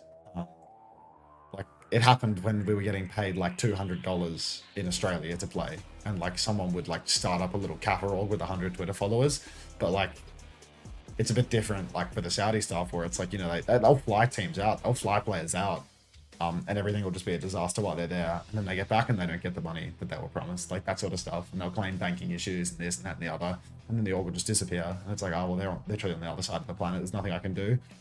There's just no recourse. But I think the whole idea that you can sue is always a little bit of a bullshit thing anyway, because it's like, unless you're being held out of like 100k, like in the case of, you know, the Ultimates, if you're in that for like a couple of $100 a month or something, like, you know, an Aussie org paying kids, they're not going to sue you. It would cost more to get a lawyer to go to small claims court or whatever it is. Like, it's just not going to happen, you know, like these contracts get signed, but they might as well be written on a napkin. It's only when you start dealing with the real big orgs that the contracts actually start to feel real and enforceable. Because at that point, like, well, wow, the organization actually has lawyers. So their contracts are probably airtight, and you're probably about to get fucking plowed 15 different ways if you try to escape your contract. Is the king aware of the issue in his kingdom? Different king, different kingdom, I'm afraid. Everyone's trying to play, but we're actually watching the Overwatch now. Alright, Telomare versus Reject. From memory watching these teams, yesterday, Reject, they looked okay, but they got reverse swept by Please No Hero Dan. A team that has the acronym Pornhub, with a bunch of Kappa 1 tricks, managed to reverse sweep Reject. Reject came second in OWCS Japan last stage. Telomare, I don't remember a lot about their roster. I remember Mihawk was sharp. Like, Mihawk was an actual demon on the Kiri. Was like constantly making traces and such. Didn't Edison lose to a Thor 1 trick? I think Edison's team lost to a Thor 1 trick. I don't think it's fair to say that Edison lost. Aggressive push early on from Reject though, and they just run over Swoo. Swoo's standing there, Mazzles is on the Wu Yang, but God only knows what that's accomplished, as Telomare have actually just been walked over in half a second. Kalios is on the horse, he's clopping. Daisy's on the Soldier, and Soldier would be great if it was perked up. This would be a great map to play the flanking Soldier with the Stimmy, but I'm not sure that that's possible right now. So they're going to move over to the Sojourn, which is better in the neutral, because Soldier looks like he's good when you've got the Stimmy major perk, but not in the neutral. Daisy's going to go over to Sojourn now. No fall off on the rail. Big open map. Reasonable chance to make that work. Again, Wu Yang POV, still incapable of providing any insights, because I need to pick that thing in quick play a couple of times to figure out what's going on there. Edison over on the side. Once he gets the silver bullet, maybe he can hit some one-shot combos too, as Cass is currently completely broken and can one-shot people at mid-range. Reject taking a hell of a lot of damage in the neutral though, and you can see Telomare stepping over to the plate, stepping over to the point.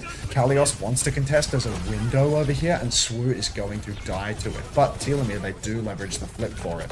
Now, they're on the run. Mihawk uses Suzu, TPs away. Reject at the flip backs. That's only 5% secured for Telomare, but no more deaths. They do get a little bit of a kite off. Epic pushes to the side, trying to chase down the Genji. Undersea's on the case as well, but Bod Carry looks to be fine. Dashes over to the Symmetra. It's just 1v1ing constantly, bopping back and forth, but maybe Fod Carry is bitten off a bit more than they can chew, as Undersea takes down Fod Carry. Edison caught Mihawk off screen as well. Why did you do it, Unter? What did you do, Kelly? What did I do? Oh my god, is that I Kill People 18? Hello, I Kill People 18. Nice. Alright. Beat drop from Epic is available. It's a bit hard to play fast and loose with the beat here. I can't believe I have I Kill People 18. That's an iconic Twitter person. It's actually like one of the classics as of late. I still need to know what I did calling Kelly. I need you to tell me everything. But Telomare, they are closing on a bunch of odds, but they do not quite yet have them. They're going to have to start touching the point pretty soon. If Sim is still meta, yeah, I'm down for that too. I Kill People. Muzzles is down without using the ult, so double support ult was available, but out of respect for Wu Yang is not going to use the ult this round. I don't know what the ult does either, so, you know, best to keep that a mystery. High Noon actually does land onto Fod Carry, but Fod Carry had over health, perhaps from Wu Yang, perhaps from the recall health perk, I don't know. So Window's going to come out from Kyson. 1-for-1 trade, but Swoo's dead with ult as well, so apparently nobody on the side of Telomare has any interest in using their ults. Mazzles pops his ult now. Massive pool of overhealth on the Wu Yang. Telomare, they're trying to touch the point. Reject, they're going to throw up a Sim wall. Undersea takes down Fod Carry though. Mazzles is being pushed very, very aggressively. Daisy catches the kill onto Undersea. Kalios though, with the surge, sucks in 2 members of Telomare, and that's going to be the round. What did Unter do in Germany between 1939 and 1945? I wasn't there. What did Unter do in the summer of 1998? 1 year old. 1 year old. Like, come on now. Allow me. Let's boost the YouTube likes if we've got the time. If you can be bothered. Yeah.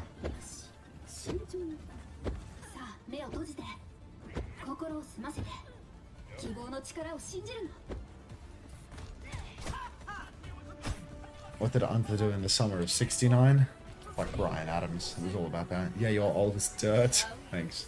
Where were you on September 11th, 2002? Who's to say? You're a year off. Did Wu Yang come out today? Why are we seeing him in pro play? The pro scene is very in touch with the live patch. Alright.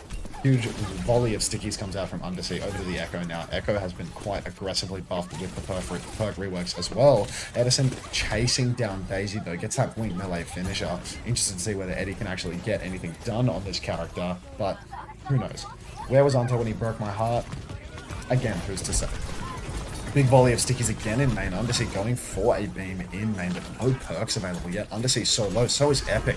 Epic's gonna fall. Kalios, half HP. Winston for Kalios. Interesting choice from the Monkman himself. Mazzles takes down Undersea. The Lucio is fragging out. 3 for Mazzles? Who is this guy? Get him off Wu Yang, keep him on Lucio. You give this guy the skates and he's gonna take over. Telomare, Bracer, Genji, Lucio, Kira, very aggressive comp, and then Swoo completely out of the archetype with the Junker Queen. Feels like Queen's just going to have to shout and run across the map to make this one work, but you know what?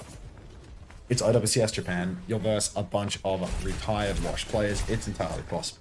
Telomare, they're holding up in main. They're looking for an angle. You can see Bod Carry looking for an engagement. Doesn't get anything. Has to dash back as Kalios is going to clear that position. Telomare now, they're balled up underneath the point. Edison being marked out by Mazzles on the Lucio. We've already seen Mazzles get 3 final blows. Oh, Bod Carry just dashes up into the face of Undersea and face fucks him. So that's a really good start here for Telomare. Shout is out from Swoo. Everybody's got that nice green overhealth. Kalios is on the run, but Bod Carry pressing the advantage, doing so much damage. Has the dash resets over and over again. Is that Necro spy. Unfucking believable. Epic is on the run, but you know what? Oh, he will actually get away. I thought he was going to get caught out by those shurikens, but unfortunately I had to cut my sentence short. Either way, insane performance here from Telomare, looking a lot stronger on the Tracer Genji, looking a lot stronger without Wu Yang on their team. Double support ultimate available for them. Double DPS and tank ultimate just around the corner. Reject, they're slow on the beat. Kalios a swap for a second time this round. Now he's over to the Queen. Now Reject are forcing the point. Telomare, time to match ultimates. Kitsune Rush comes out from both sides. Mazzles has the beat. Epic does not. Shout comes out from Swoop. Pulse goes completely wide for Daisy. Copy force from Undersea. Blade is out.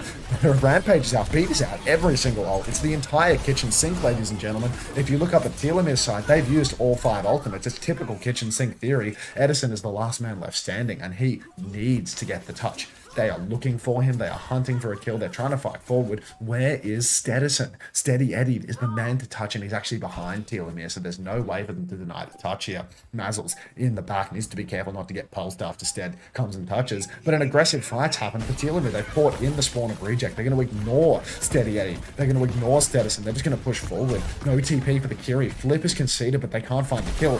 5k Kalios goes down, and it's looking fantastic here for Telomare. Reject, they were completely caught off by that aggressive push of Telomare. Beat push, or the beat from Epic, too late to save Undersea. And Reject, I mean, they've been dog-walked here on downtown. Reject the mental boomed. Yeah, they got reverse swept yesterday. Now they're getting shit on by Telomare. This is the end of Reject season, and we're in week 1, day 3. Like, it's so over. Oh, Reject bros, it's so over. Bye, Unter. I have to go back to work, tweeting on Twitter for 12 hours a day in my bed. Bye, Kelly.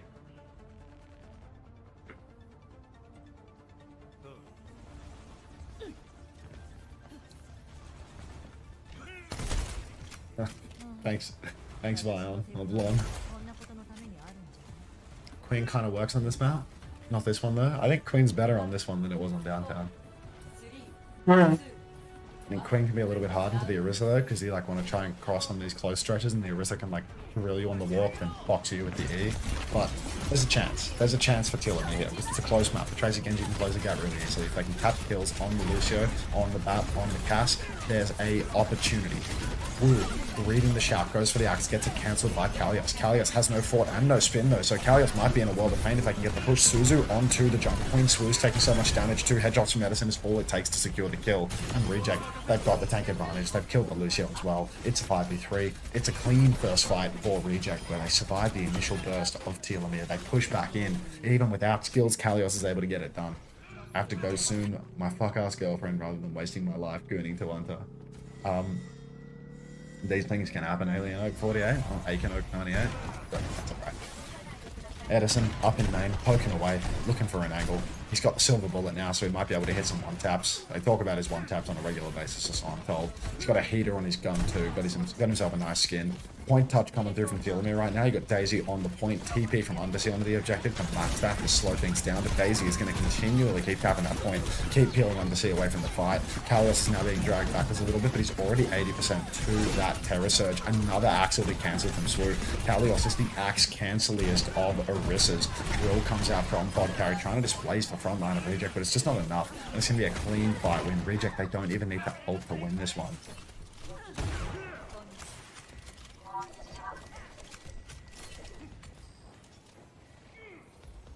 There's always something wrong with an NA org besides Nightmare. Is there anything wrong with the NA orcs? I feel like NA hasn't had a problem in ages in North America. Like in Overwatch.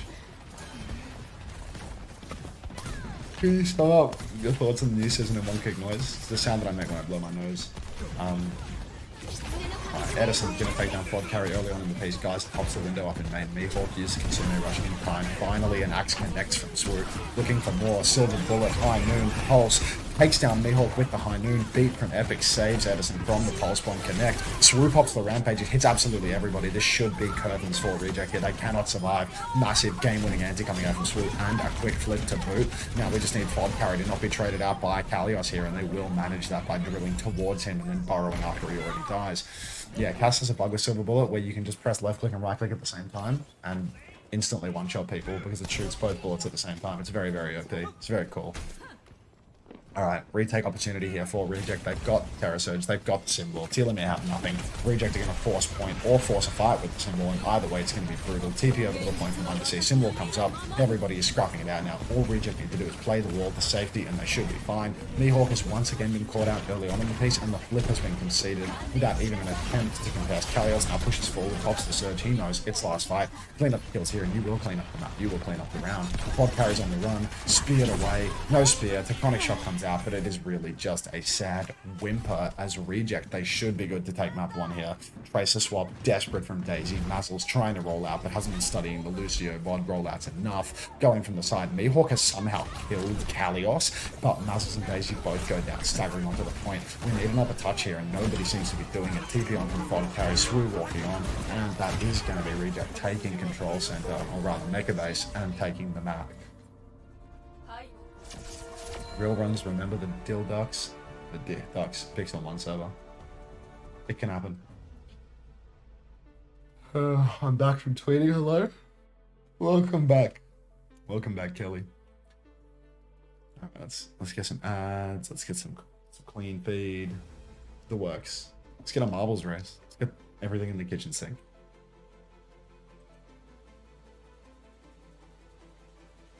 I want to hide the chat.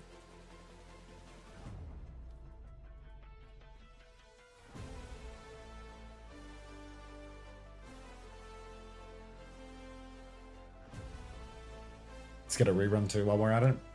I'm done with the reruns. I'm a live streamer now. Let's get in the race. I'll watch Colin Kelly. Is that a Vancouver Titans picture? That looks like the Vancouver Titans creature. 60 seconds for the race. First game of the season, I get a quick play warrior Junkrat one trick all of a sudden playing comp.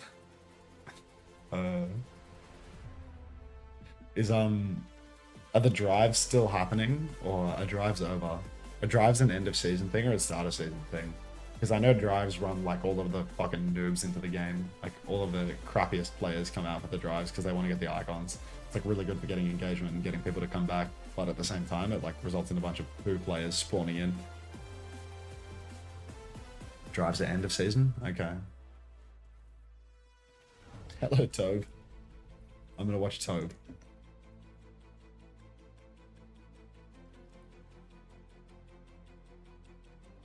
I can find the guy's marble. I can't even find his marble.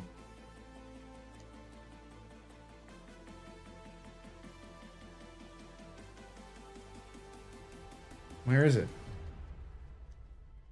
Oh. Making me feel very challenged right now. I'm amazed I still haven't found this thing. So many people have missed the race. Celeste, Redeemer Queen, Viviana, Ritz Peterson. Everyone's missing the race right now. It's a bloodbath. And I still haven't found Toad 488. Wait, what has he got an invisibility cloak on?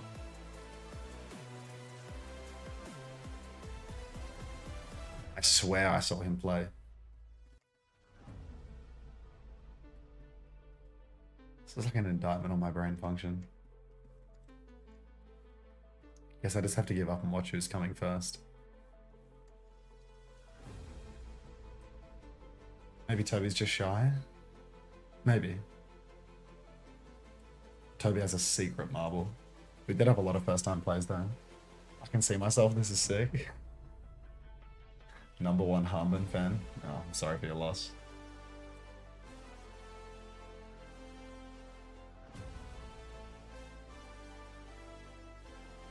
Oh my god, I see him. He's blue.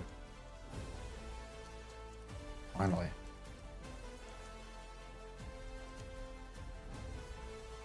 Got him.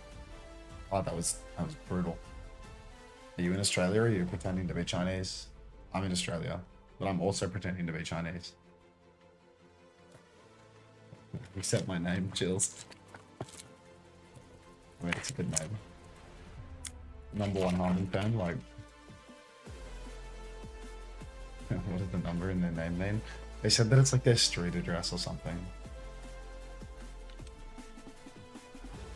They're German too.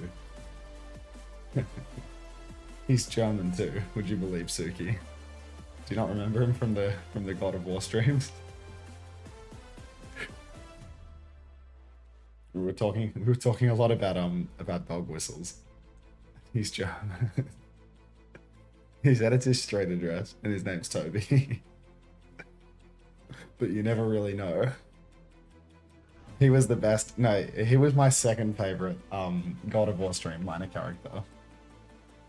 The number one God of War stream minor character was Sukuna Butcher, the guy that wouldn't stop talking about women needing to like dress modestly or whatever, and how he was like a monitored suspicious user on Twitch because he would go into women's channels that were dressed not modestly and like insult them for the way that they were dressed or something. It was insane. Like, you actually get the weirdest of the weird when you're doing a variety stream.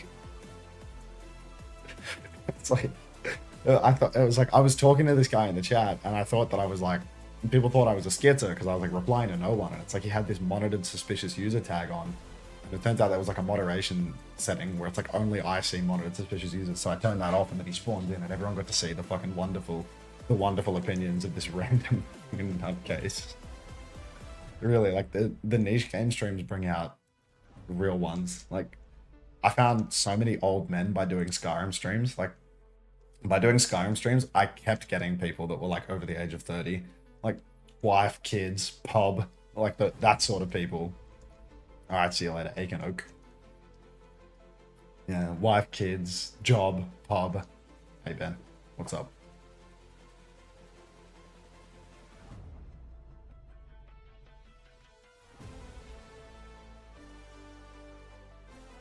What's wrong with being over 30, mate? Nothing at all, Benjamin. Nothing at all. Oh my god, this jacket fits so well. Like, I love the way that it fits my arms. Frankie, thanks for the gift sub to Fovi. Knock that man up right now. Just because we get an hour less a day than you with the snappers. Yeah, I think the hardest part about turning 30 is the time hole.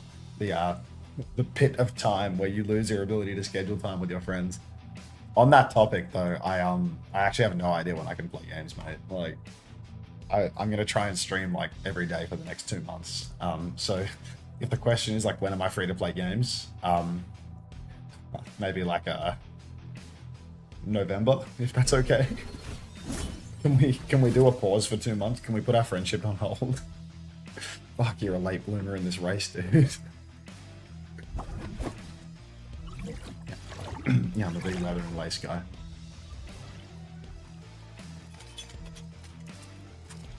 I think on Thursdays, I don't think the matches start until 8 o'clock. And if you can do a dinner at 5 o'clock, I can do it on these days and start at 7. But you have a job in the city, so I don't know how you can do a job. I don't know how you can do dinner at 5 o'clock.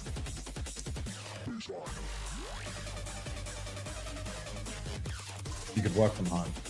We could go to the pub and get fucking rorted. Aren't she her? Thank you very much for the 2 months.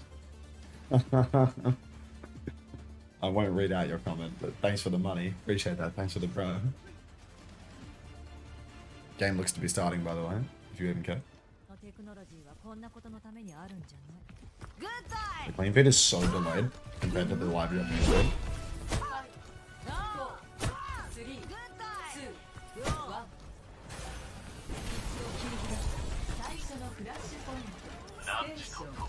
Alright, what do we have here?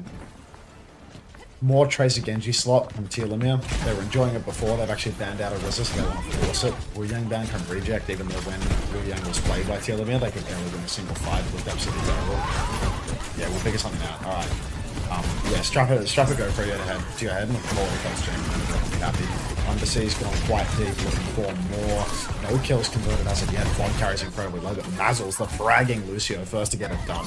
2 trades though. It is actually 2 epic and Undersea, 4 Pod Parry and Mihawk. Bicep is so incredibly low, but the shout from Kalios is going to keep him alive, and then Kalios is going to clean up the kill onto Daisy. So even though it was a 5 versus 3 for the previous two moments, Telomare, they're now into 2 versus 3. They're now at a deficit, and I want the progress bar to away. Anyhow, another shout comes out from Kalios. An insane knife ripping Swole off the high ground, and it's just done for Telomare at this point. Even though they had that early momentum, they couldn't close it out into a fight win. Oh, sorry, I fucked up the game audio again. I've done that twice now. I'm dumb. It's just a little too quiet for me in these headphones, and I'm not adjusting it properly because I am an asshole. I'll figure it out later. Daisy no recall now as they've gone aggressive in the main choke and lost their turn. Undersea just happy to unburrow in the main stack. Doesn't really need to do much cheesy because it's all on Telomare to get the push going. Shout comes out incredibly early from Swoop, but still they're taking a beating. They're so incredibly low. They have to Kai, and Mazzles gets caught out as the Kitsune rush comes out from Reject. And Telomare, they're left scrambling. They are trying to kite out. They're trying to get one more turn here, but Fod carry, no deflect, being chased by Edison. Eddie on the Genji. Fod carry actually finds a kill onto Epic. This is a huge trade right now. Kalios is also quite low, no shout, low health, but he looks to be safe on the objective. So there's one last chance here for Telomare. I sounded like an American. One last chance here for Telomare. They can get the touch, they can get the Rampage off. It's going to be Rampage for Rampage right now. Mazzles has the beat, but Epic does not. So really there's a good chance here for Telomare to take it. That trade onto Epic could be huge. Mazzles not going to be knifed up. Mihawk going to TV out from the knife of Kalios. Kalios is now going to drop into the enemy team. Pops his shout. Kitsune Rush comes out, but Mihawk goes down. Beat from Mazzles. It will keep people healthy, but it won't save Mihawk. Swoo pops the axe, takes down Undersea. Fod carries blading, looking for a kill. Few slashes come out onto the Lucio, but somehow that final slash does not connect. Epic, Geisen, and Edison are all anti though, and Swoo might just be able to do it all himself. Shades of Hanben as he takes down 2 with the Rampage, 3 with the help of Daisy, and now it's just Edison versus the world, and he only has 10 HP. Unter, can you undress? No. Unter, can you say Kya? I guess I just did. Fail failure, Unter. Don't know what that means. Is there anything else that I'm missing here? Do you think Atlanta Rain Edison ever thought he'd be playing online Japanese Overwatch? To be honest, I don't think that anybody realized just how far all of us could fall from grace. I think when I was on Rain, none of us realized just how bad it could get. Blade is pulled by Eddie here. Edison playing for his entire career here in Japanese Overwatch in week 1 of a regular season. Pulls the blade, takes down Mazzles, gets some good damage in on the Telomare. 1 player advantage for Reject. Pressuring the point. Daisy goes down as well. Now Swoo's stuck under. Suzu to keep him healthy, but it's not going to be enough. It's a 5v3. They are going to lose their life. Reject are going to take the point. It is going to be business as usual, as Telomare can't quite keep a grip on this series. We really didn't know how good we had it with Al. I think I had a pretty good indication of how good we had it with Al. I think it's funny to see all like the new generation people and the kids, you know, like the new gen like OC people be like, OWCS is like, Overwatch isn't like the best competitive state that it's ever been. And it's like, well, no, it's not. Well, no, it's not. I don't have a job anymore. I don't have a 6-figure job that paid for my housing too in California. You know what? That's fine. You know. I have to... Shut the fuck up, Nuclear. Why are you impregnating me? Why are you trying not to laugh? Why are you question marking? There's so much confusing stuff happening in the chat, but Daisy's dead again.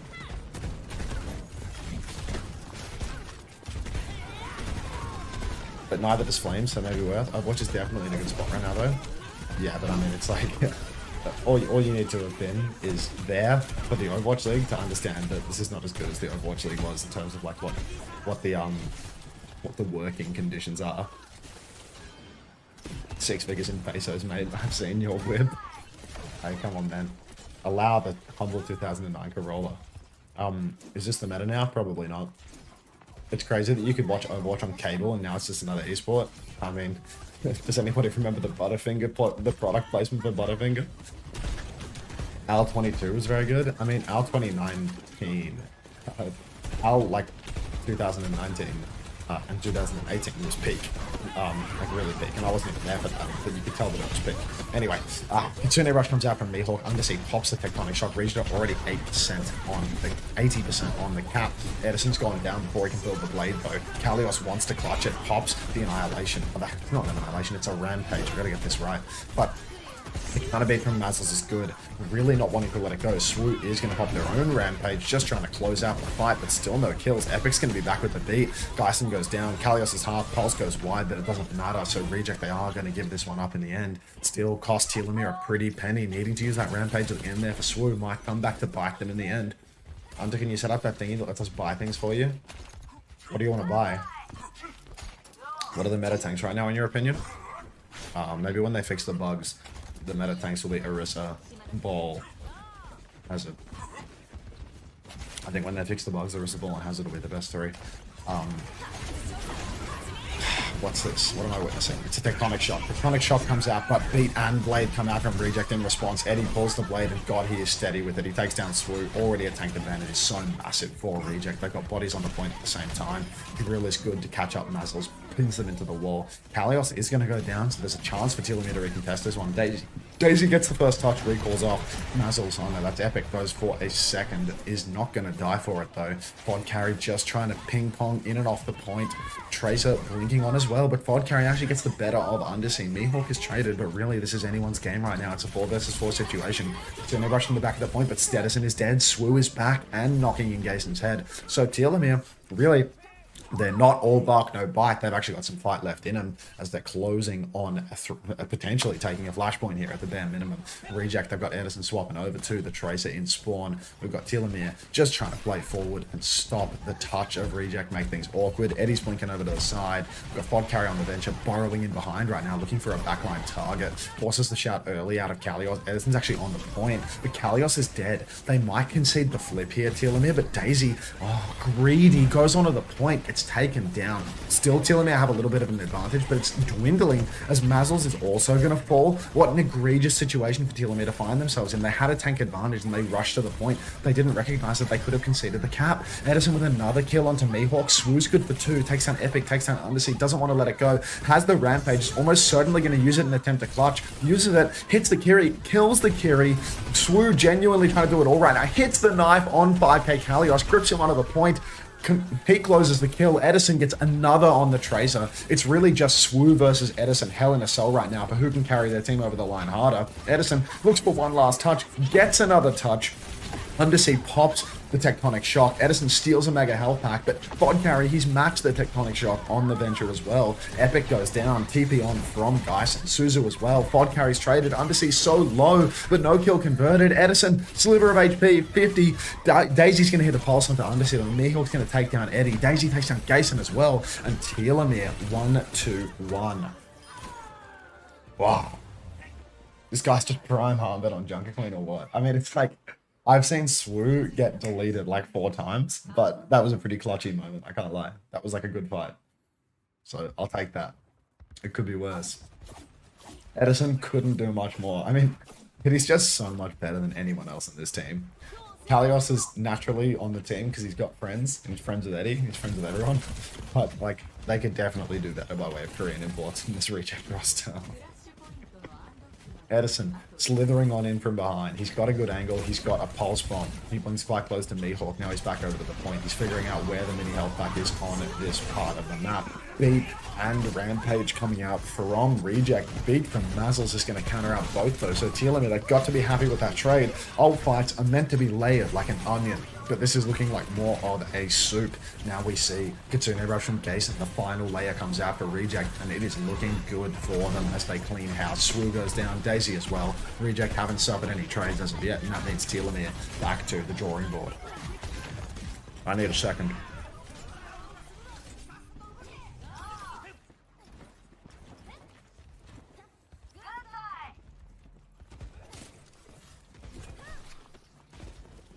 Okay, I've been given a second. Thank you for your time.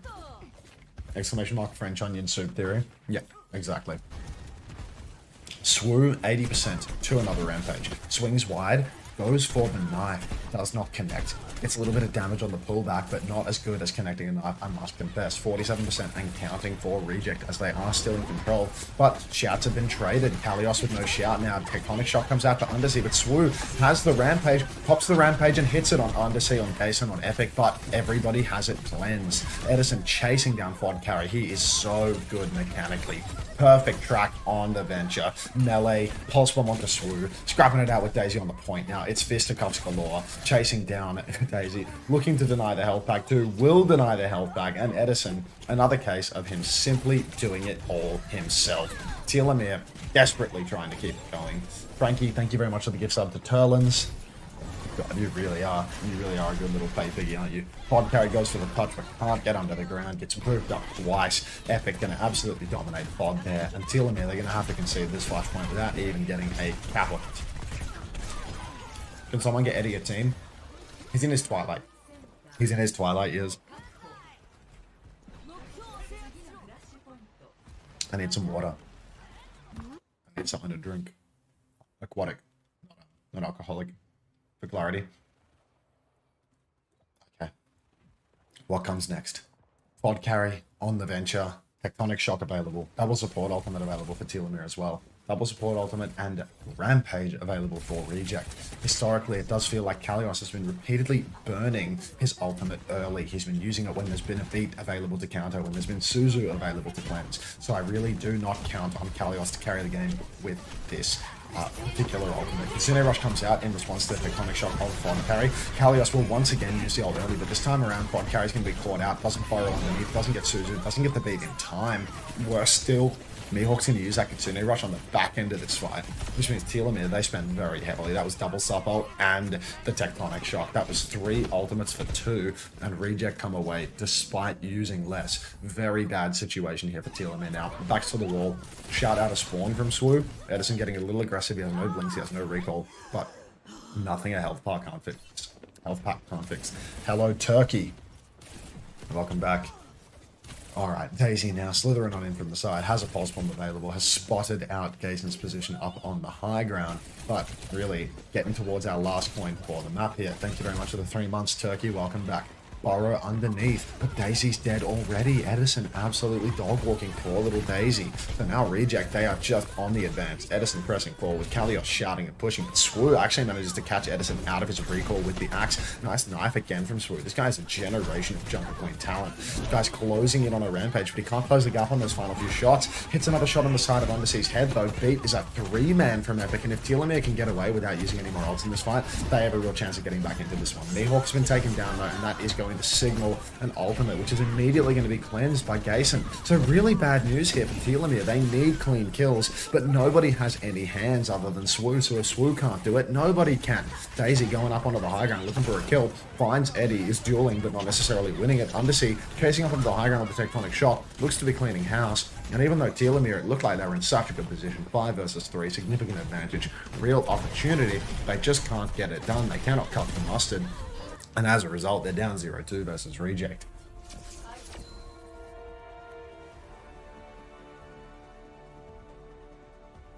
Wow. Need some water. Need some water and need some likes on the YouTube stream. Is that too much to ask? Is this on the new patch? Yeah, it is. You bring humor to Japan. That is the absolute ultimate form of respect. Thank you. I'm reading the YouTube chat if you didn't care. Flats is your father. Flats is my king. Does Big Eddie still have it, or is he crazy washed compared to the Fuel days? I mean, I think he's washed compared to the Fuel days, but I think he's still very visible, the best player on this team. Thanks for the follow, Miad. Alright, let me get that main broadcast going. Let me get the unclean feed up. And let me give you a marbles race. Looks like Morgie won the last marbles race. Is that the WD bracket? Yes, it is. Yes, it is. Don't mind me. Congratulations, Morgie. Alright, get in the race. You have 1 minute to race.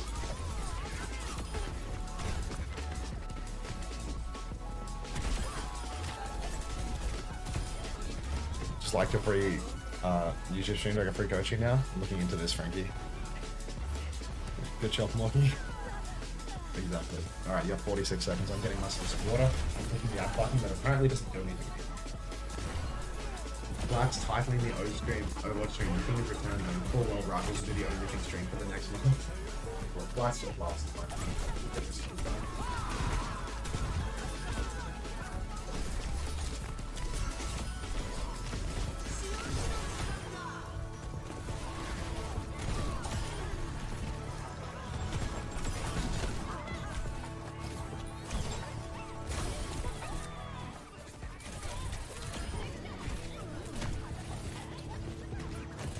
the jacket is killing me. little too long for this.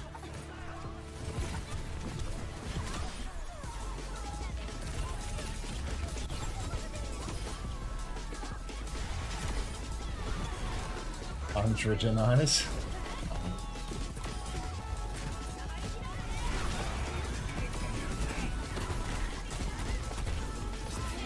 Notice that assigned mag. How is this guy still finding jobs? I think he must be really funny or something. Like, genuinely. Mag has lots of Korean friends. Mag's a man with lots of friends, so he must be like, you know, whatever he lacks in gameplay, he makes up for it with a winning sense of humor in a language that I don't understand, because he's got lots of mates. I don't think anyone is signing that guy because they see him as the second coming of Christ.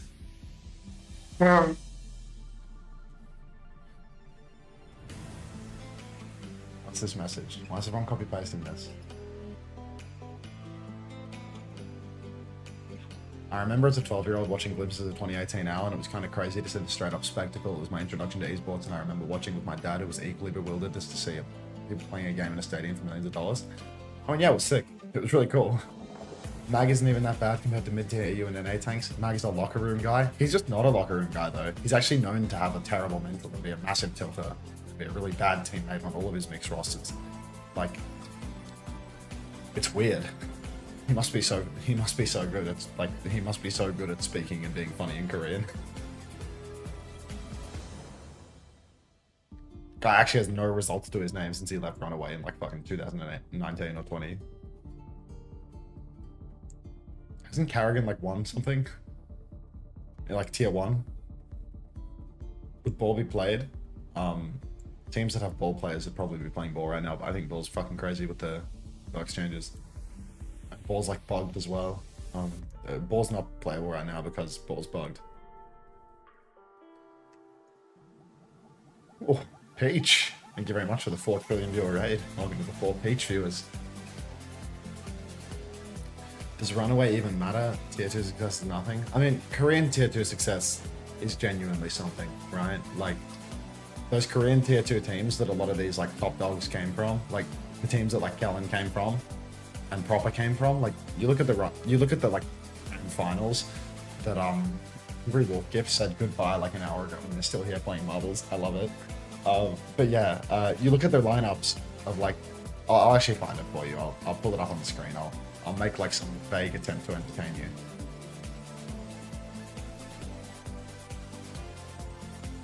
Look at these rosters right now.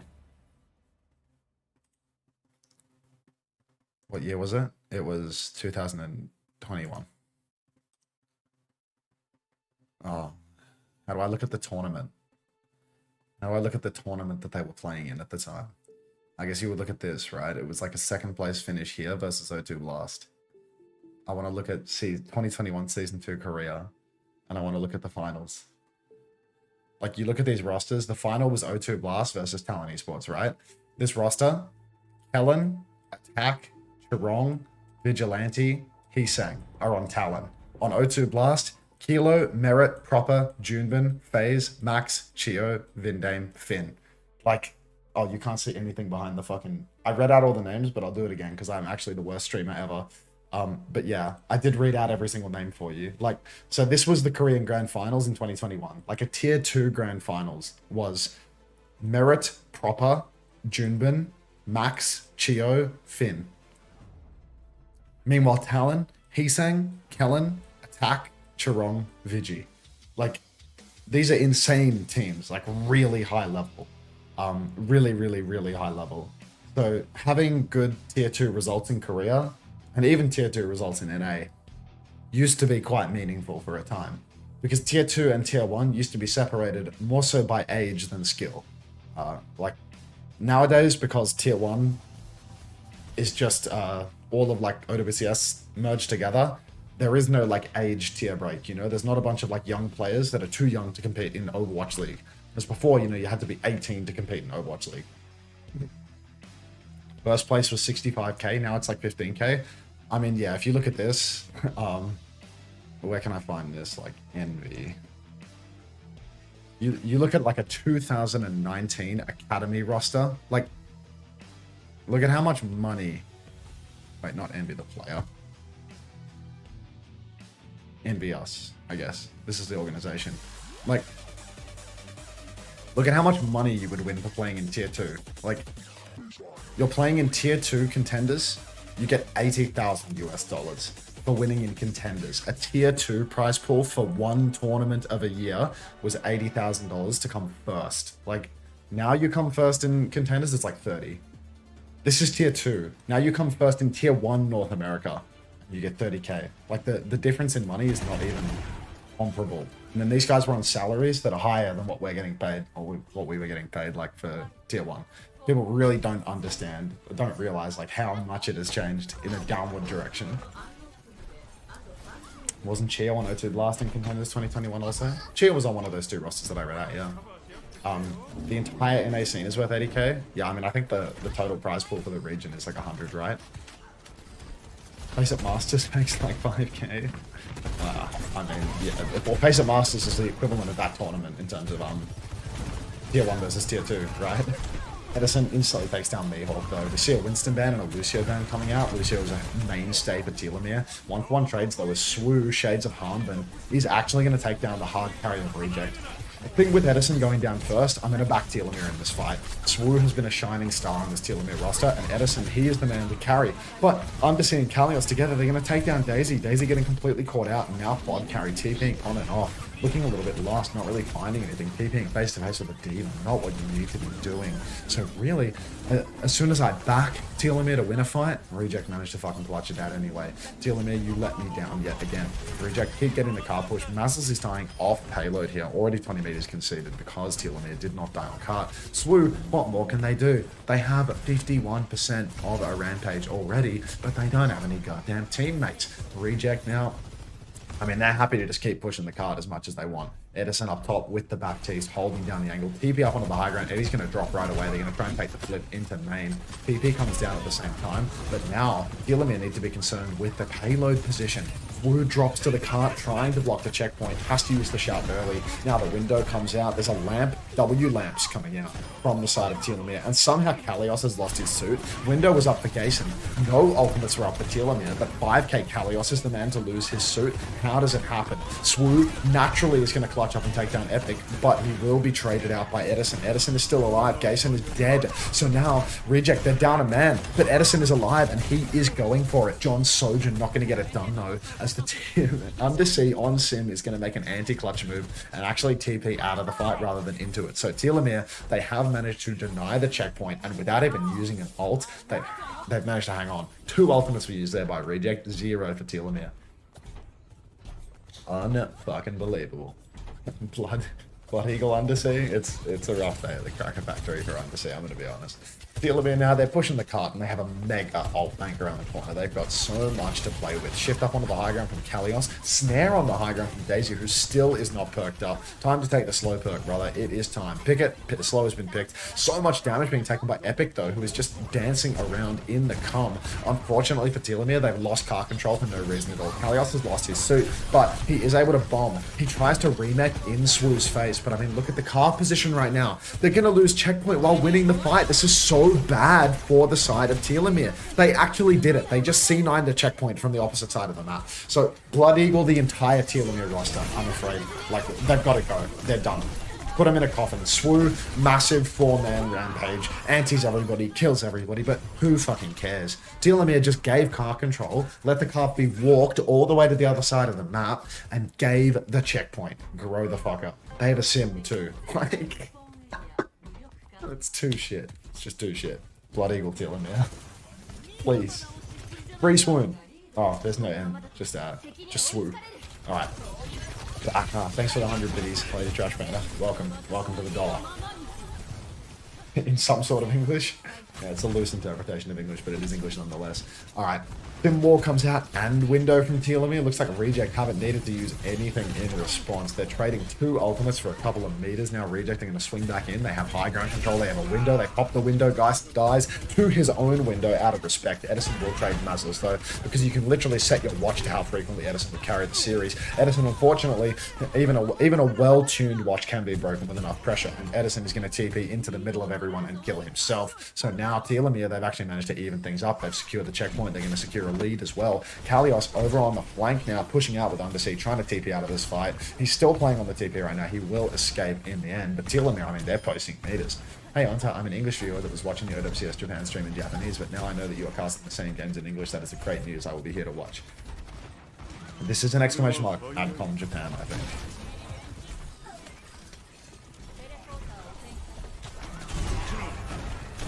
Thank you.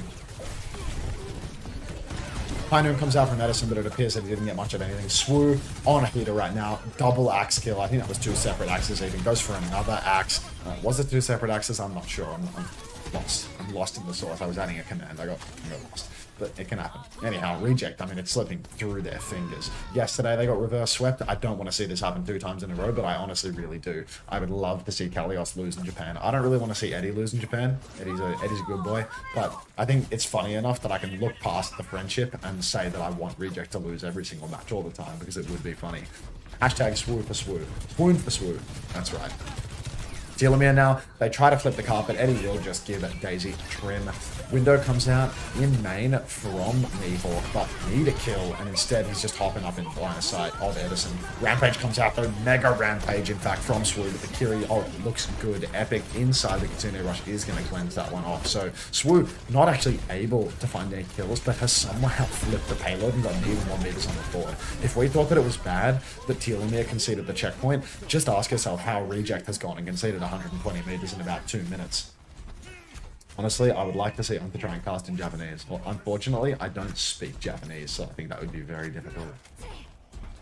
Wasn't Esperanza the same map that started the reverse sweep for Pornhub? I don't remember.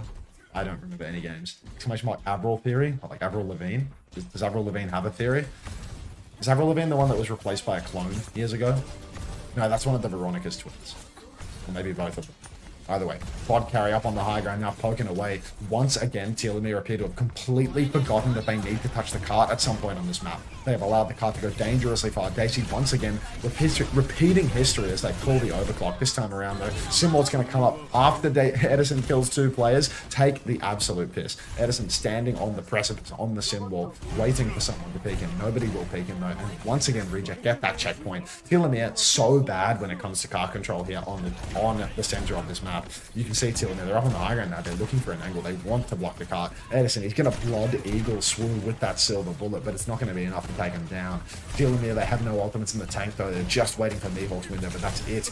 Undersea taking a beating over on the side, but frankly, Reject, I mean, they're getting dangerously close to putting their foot back in the door for this one. Swoon holding the high ground, just trying to maintain these positions until Mihawk can get the window online. Undersea gets a bit too excited though, will go down. Eddie will naturally find the trade, taking down Daisy with the silver bullet. 4 versus 4 situation. Window swing comes through. Everybody is pushing. PP out. Looks okay, but Kalios is stuck in a corner. Edison hiding as well, looking for a kill, but Jason and Edison are both going to go down. So it's looking like a clean one here for Telomare in the end. Would be nice if Undersea could not throw the game by going into everybody. Avril Lavigne replacement conspiracy theory. Okay.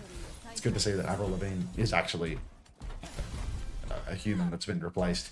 Hello Zans, hello Conk. You want to play? I'm looking into that. I'll see if I can get some marbles going for you very shortly. If you type it again, you'll be in the running from the next race. How does that sound? All right, now Telomare back in familiar territory where they're pushing over to the enemy team side of the map. Kitsune Rush comes out, Swoo is pinned to the wall, but might just have been able to give the slip. That being said, Telomare have lost car control again, and this is deadly for them. This is typically something that punishes them beyond belief. Telomare now, they need to rotate over to the other side of the map. They need to flip top, and it's just not looking great. I think my headphones are dying. They might be running out of battery here. I think one has just gone, so I might have to switch to another audio device at the moment because it just made a little beeping noise, and there's nothing in my right ear anymore, but it looks like a... was that a rampage? Oh, yeah, it's telling me low battery. It's good to know, headphones. Thank you very much.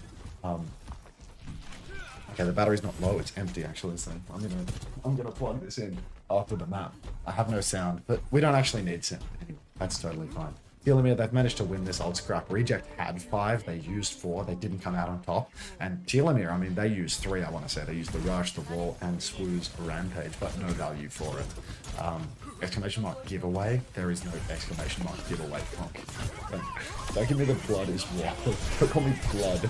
Alright, Undersea pulls the blade, takes down Pod Carry, looking for more, slashing on Swoo over and over again. Gason has made the swap over to the Juno now. Wanted to get back into the fight fast, I suppose. Or maybe just likes the Gatling Gun perk. Either way, Telomare, they've lost this fight clean. They did not invest on the defeat. And now they get to come back in. 2 more fights remain for them. They can take one on the corner, where they can dump their ultimates, or they can build up an even bigger bank and play for last. Reject are so far away from everything but the Kitsune Rush. I really think that they can just park the bus on the corner, pull Reject in, because Reject are the ones that need to push. Instead, they're going to go for a fast flank behind, not play for the objective. They're going to steal the cart away.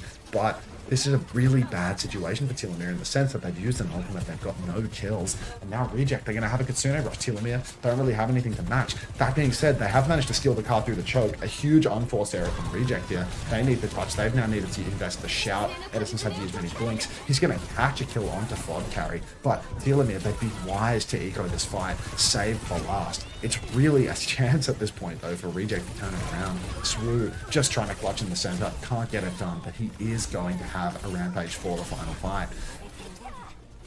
Everyone's on the same respawn wave here for Telomare, I think, or maybe Mazzles and Daisy are on a later one.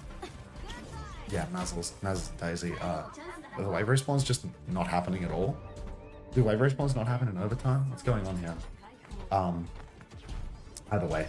Telomare, final fight situation now. Kalios is a little bit behind on the Rampage charge. Epic just needs to hold on to that Suzu. Edison's already had his recall forced though, playing for health pack until his Fod Carry chases him down, but Edison's got hands. He hits it. Daisy pulls the clock in main, but gets knifed in by 5k Kalios. Daisy needs the pocket, but isn't receiving it. Kitsune Rush comes out in main now. Rampage comes out from Kalios. It's a Rampage in response from Swoo, but it's not enough. Eddie, Kalios, Undersea, they all find kills, and everybody for Reject, despite being so incredibly low, they're just going to clutch this one out and turn this series into a 3-0. I was certain that this one was going to be good for Telomare. Maybe they're good for another touch, actually. They're going fast heroes. Daisy's going Cassidy. Are you stupid?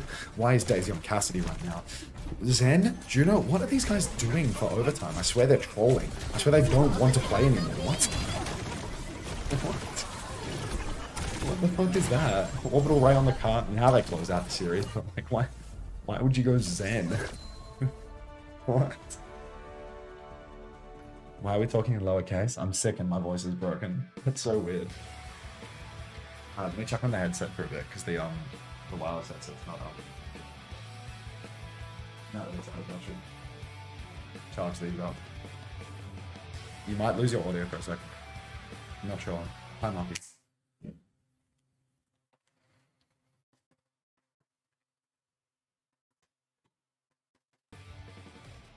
Can you hear?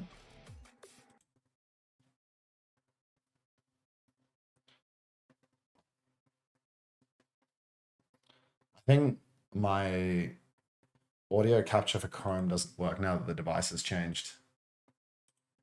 So like I can turn on the desktop audio, but it may or may not be muted. I can fix it by like adding it and removing it or something if it's delayed. Let me know.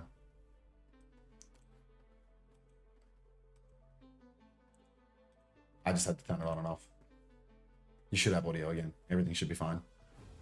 Everything's good in the world. Stop telling me I'm muted. I can literally see my mic working. I believe none of you.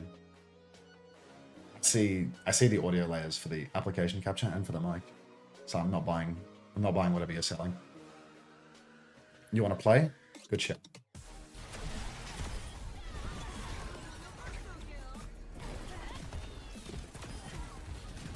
Oh, that stream looks beautiful. What reasons are you planning on covering this stage?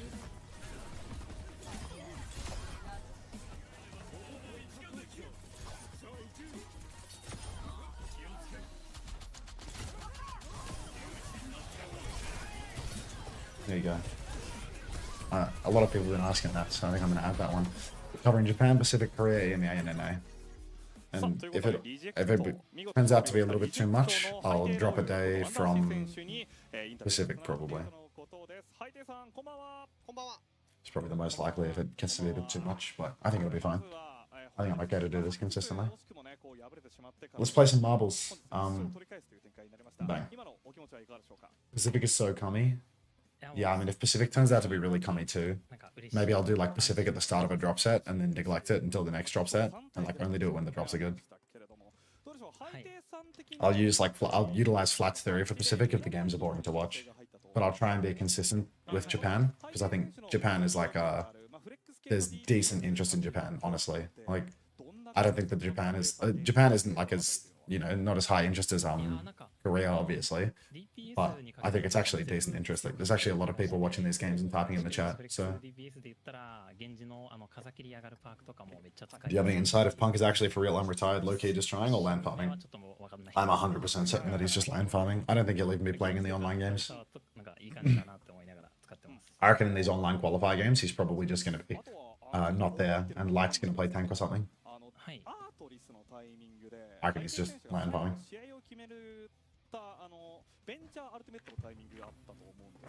This was a very entertaining 3-0. Do you mean that, or are you lying? Just a caster difference. It's just those Japanese guys fucking carrying. Light was playing tank and scrims. Yeah, that's what I mean. Like, Light's flexible. Light can play anything. Pacific's so cummy that they can win most just by virtue of their roster being insane. Yo, can I get a bro fist? People get bro fist when they give me money. Japan, WG is good. What's WG?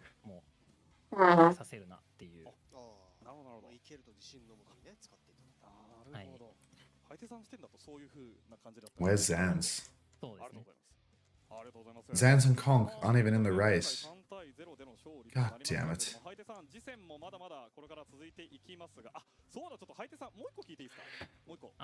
I wouldn't be surprised if Punk plays like one game in the playoffs or something. I could see that. Cartoon ass nose blow. Hello? Oh, you're right there, you're just pink. I'm like colorblind or something. Colorblind, not in the sense that I don't see the color, but it's like if you're a certain color, I just miss you in the marbles race. Like, I was looking for someone for ages because I was looking for a white name and he was a blue name. But you guys would all be pink names, right? Yeah, Zan's is green. Doesn't Japan have the most viewers for Pro Overwatch on Twitch? Yeah, but that's among Japanese viewers. I'm not gonna get Japanese viewers, you know? I don't speak Japanese.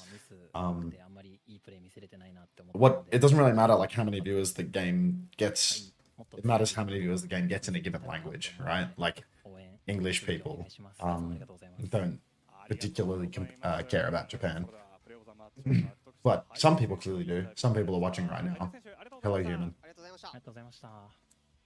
And what I wanted to do was like do Japan consistently for a few weeks and see like how many humans are actually watching Japan versus, you know, people that are just here to get the drops. Because I think this week will be a pretty poor indication of how many people are or aren't watching Japan. Because, you know, most of my view count is just padded by most of my view count is just padded by people coming to get the drops, right? But I think some people are actually, you know, watching too. The chat's like reasonably active, so it can't all be drops. There's like heaps of new people coming now that I'm doing Japan, which I've never seen before in Korea. I'm not watching for Japan, I'm watching for you. Dog, you have a sub badge. You have like you have a 6-month sub badge. Of course you're watching for me. Not just here for the drops? Welcome. I mean, 1.6k is pretty fucking good. 1.6k is really good, but it's like, trust me, like this is like start of drop set, like classic inflation. Like start of drop set when I was doing Korea and Xavier was away, I got like over 2k with no hosts at all, you know? Like start of drop set is really crazy for the OWCS drop stuff. It would probably be even higher, but now the OWCS drops and the regular drops get synced up with when they start, because I think in response to Flats' complaints about the community, the creator economy being destroyed by OWCS or whatever, what they're doing is they're giving the creators their good drops at the same time as the Overwatch ones. So then Flats stops feeling left out. Currently watching for insane clips like that one Curie 3K on Junkertown. Carpo edits. I see you're an editor. I think you're losing potential viewers because of OWCS. I think the creator economy is being destroyed. Exclamation mark, hey. Run more ads? I can't slop claw. If I could, I would, but the ads are like cooked at the moment. Flats complain %. Am I Unter's only Japanese viewer? Domo arigato. Fucking Wu mogged the shit out of Cuck Kalios. And you wrote Yaki in March as 4 lines of text. Bro, what? Isn't Flats rich? Oh, Frankie, you won. Nice. Yeah, for the duration of me covering Japan, if you could refer to me as Unter-san, that would be preferable.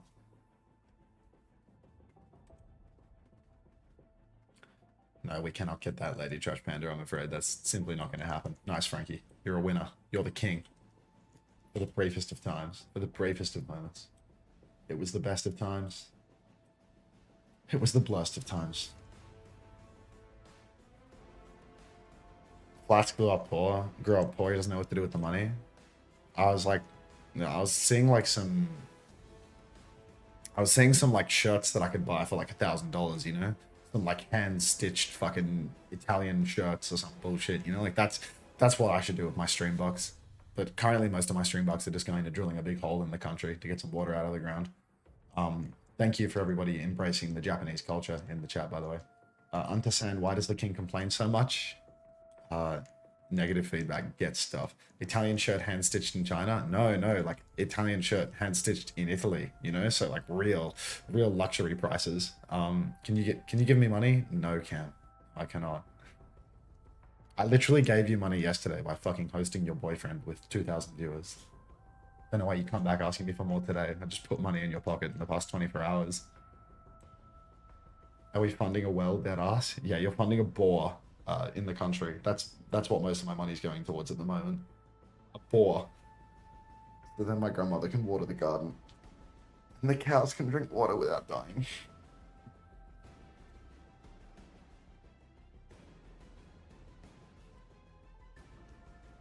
Oh, I forgot to start the race. 10 seconds to start the race. Boreholes are good. I agree. We all need water. You're just a shit Mr. Beast because at least his wells help kids in Africa. Yeah, I mean, everybody give me money so that I can drill a hole for my own private property. Like, that's what I'm going for. Do you have employees on your farm? No. Why does Australia need water? Have you seen your borders? Have you seen the center of our country? Have you seen what water out of the ocean looks like on a crop? Can we get some high quality former hour level coach insights on the games? You've been getting that for the past 2 hours. Employees get paid. My grandmother's the employee. She doesn't get paid. Why don't you just boil it? It's not... Boiling it wouldn't reduce the salt content. Boiling it would concentrate the salt content as the water would evaporate. The problem in ocean water is the salt.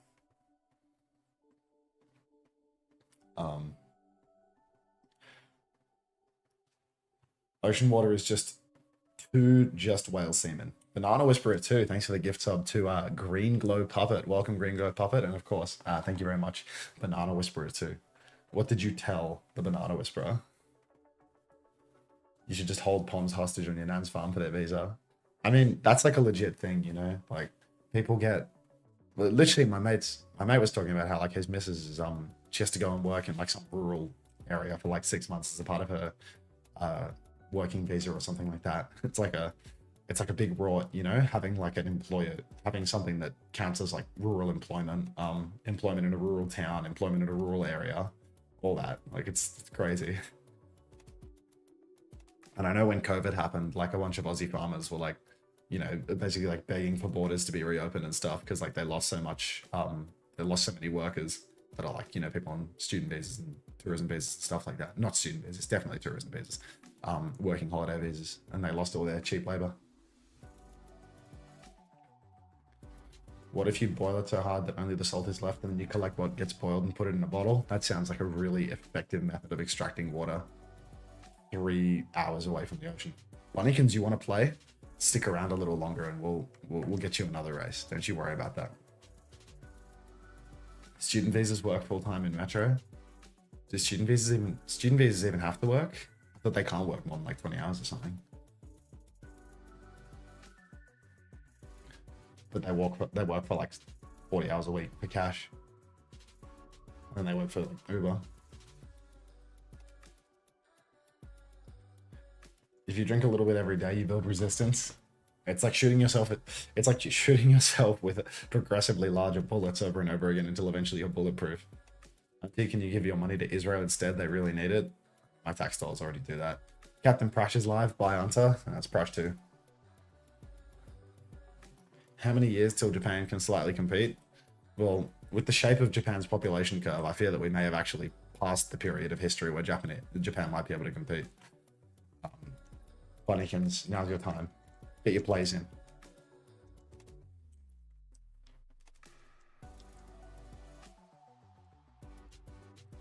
I don't know how desalination works. Fire was Japan's last hope, and he was a bench player. Let's watch Conk this time.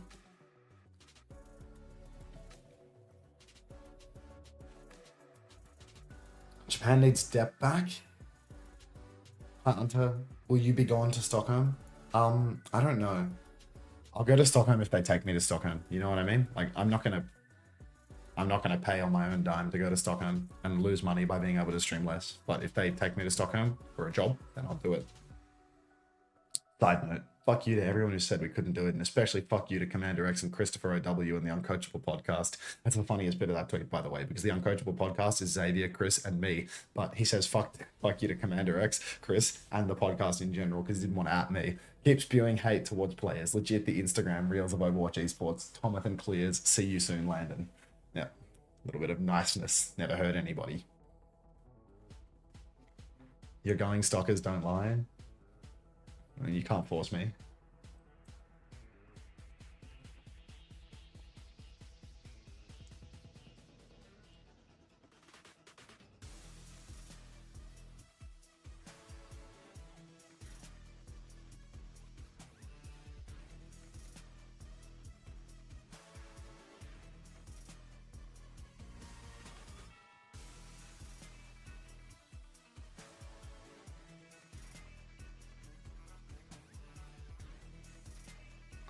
Who said that? Lep said that, and then proceeded to join a team. He proceeded to join the org where Commander X is the content creator. Commander X is the content creator. The Instagram Reels is the content creator. Chris is the coach, and I, the other undisclosed member of the Uncoachable podcast, is the former coach. Actually, the best 1 month span series of events ever.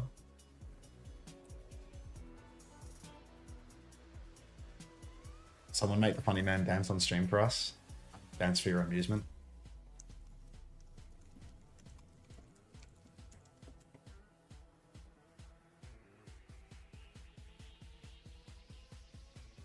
Why did he get upset? I think it's because we always said that he's shit. Or, said that their team is shit or whatever. And then they won a game. So after they won a game, it was like, fuck you guys. See, we weren't so shit after all. I think it was fine. It was just like a funny presentation. What did they do to my workshop? Didn't they just kill all the workshop stuff? Unter, how much would you need to be bribed to watch EMEA Masters? I just don't have the time, really. EMEA is the worst region by far for me to watch. Japan, Pacific, these are regions that are really okay for me to watch because I can have a day before I start this, I can do this for 6-8 hours in the evening and go to bed and then have a normal day when I wake up in the morning.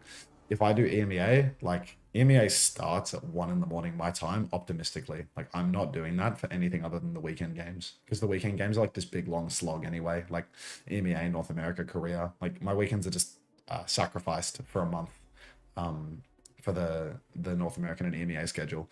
But Japan is easy to do, really. Japan is really super doable because it's just evenings, What I'm losing by doing Japan is an evening playing games with my mates or going to the pub, The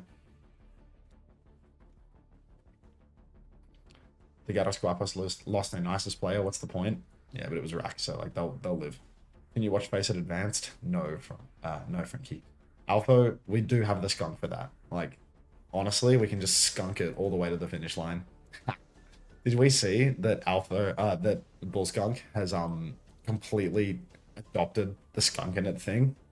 He's just taking it in his stride and he's tweeting skunking it too. He's actually happy with the skunking it thing.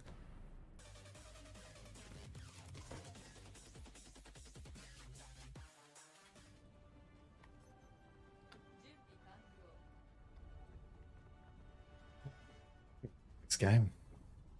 Oh, we're like really in the next game. The main broadcast is like caught up fully, so I guess I'll have to give you like a late minute update.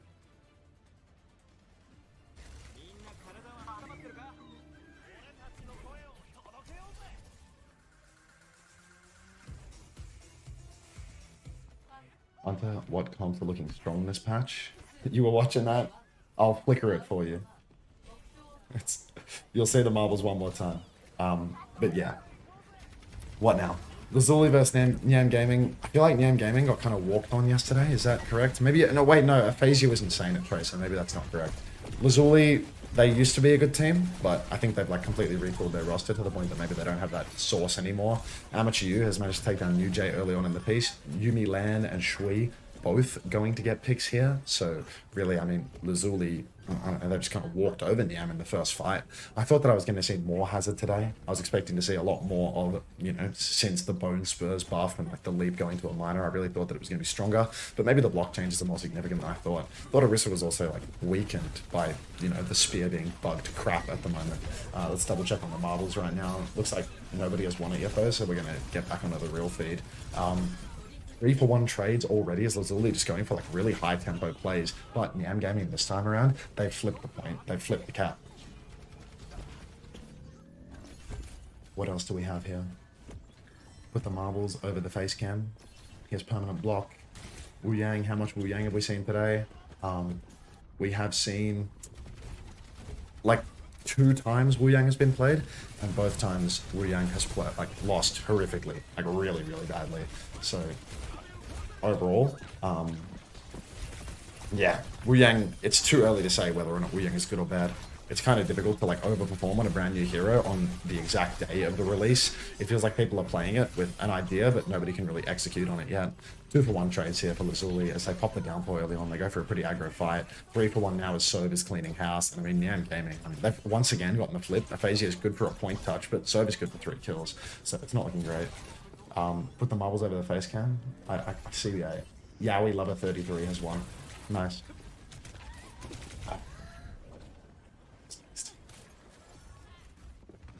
Got Roxy over here on the side. Spear comes out from Roxy. No connect. Looking for a Terra Surge opportunity. Blade comes out, pulls most of Lazuli in, but the beat is timed very well for it.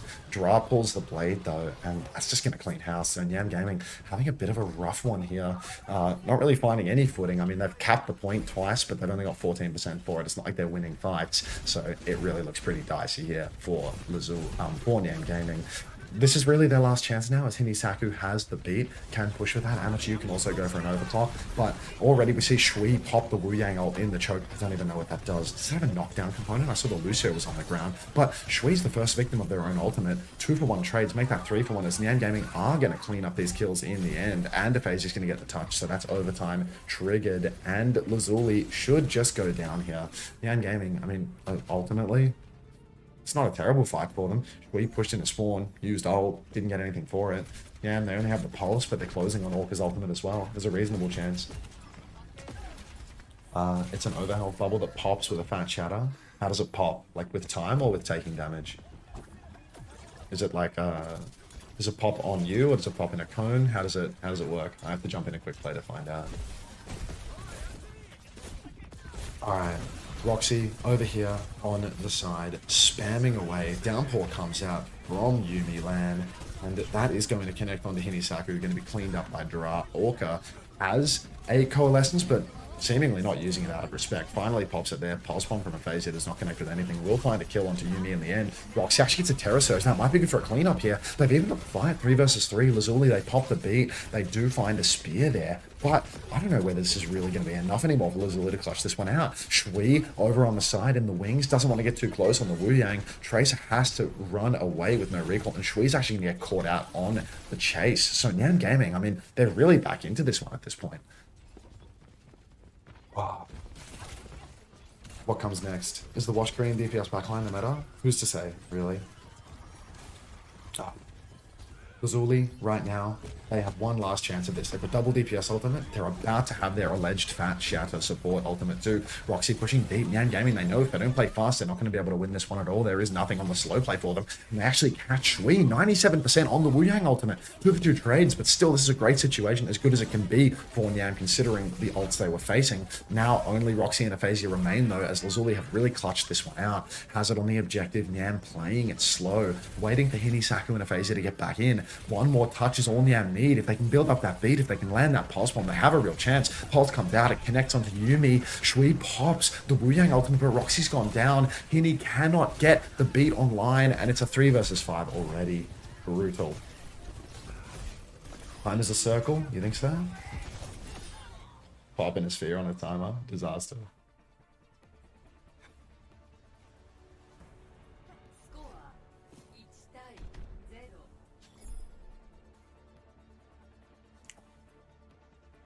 What comes next? Is the Wash Korean DPS backline the meta? I mean, it looks like the Wash Korean DPS backline is currently losing, but who's to say whether there's a future in that long term?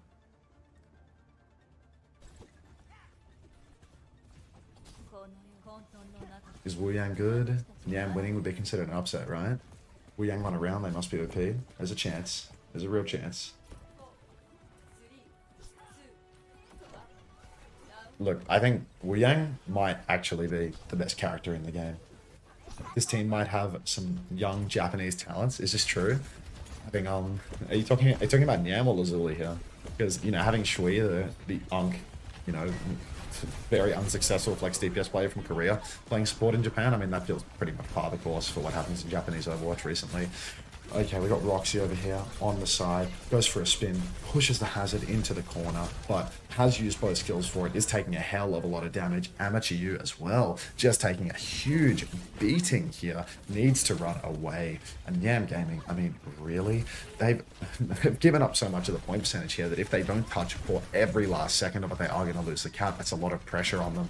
You can see Dra as well, just poking away in main, looking for an angle. He actually sneaks up behind the Reaper, gets bulk damage in, but no kill converted. Yumi takes down Roxy, though, and that is going to be the cap going the way of Lazuli. Nyam Gaming, I mean, they get boxed into a corner in that first fight, and then they're just completely cooked.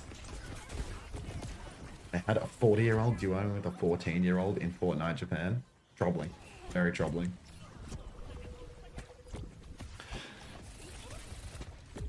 Now, Lazuli, I mean, they've lost both DPS players while I was reading the chat, so apparently Nyam Gaming is good for the retake here. I mean, I don't know how that can even happen that UJ and Drop both go down. He's under a lot of pressure as well, has to back right up. But Lazuli, they don't concede the cap. They double support ultimate here. Walker layers in with the Coalescence, but I mean, that's being used to DPS Yumi for the most part. Even though double support ult was popped for Lazuli, the bad layering, the absence of Onion Theory will cost them, unless of course NewJ can swing back in, come back off a respawn and catch 2 with the Pulse Bomb. Reaper and Lucio both getting caught out by that Orca on the run, trying to heal himself. Will manage to heal himself. NewJ's actually going to go down to Roxy on the point. Good damage, but now we've got Dra running back and forth on the Genji. He pulls the blade, he gets absolutely decimated. That's a Blade Jax for Dra. Terror Surge from Roxy looks good. Lock from Yumi. Not going to be enough to save the cap this time around as Lazuli. They're going to have to give this one up. NewJ, what? What? Ah, not too bad. Not too bad. Is Jaehong the oldest person to ever play pro Overwatch? Perhaps. Perchance. It's possible. I'm not an expert. Alright. Nyam Gaming now on this next turn. They beat push early. They want to fight fast. They go for a beat and a blossom. Shui's on the run. Shui is going to go down. Can't keep himself healthy.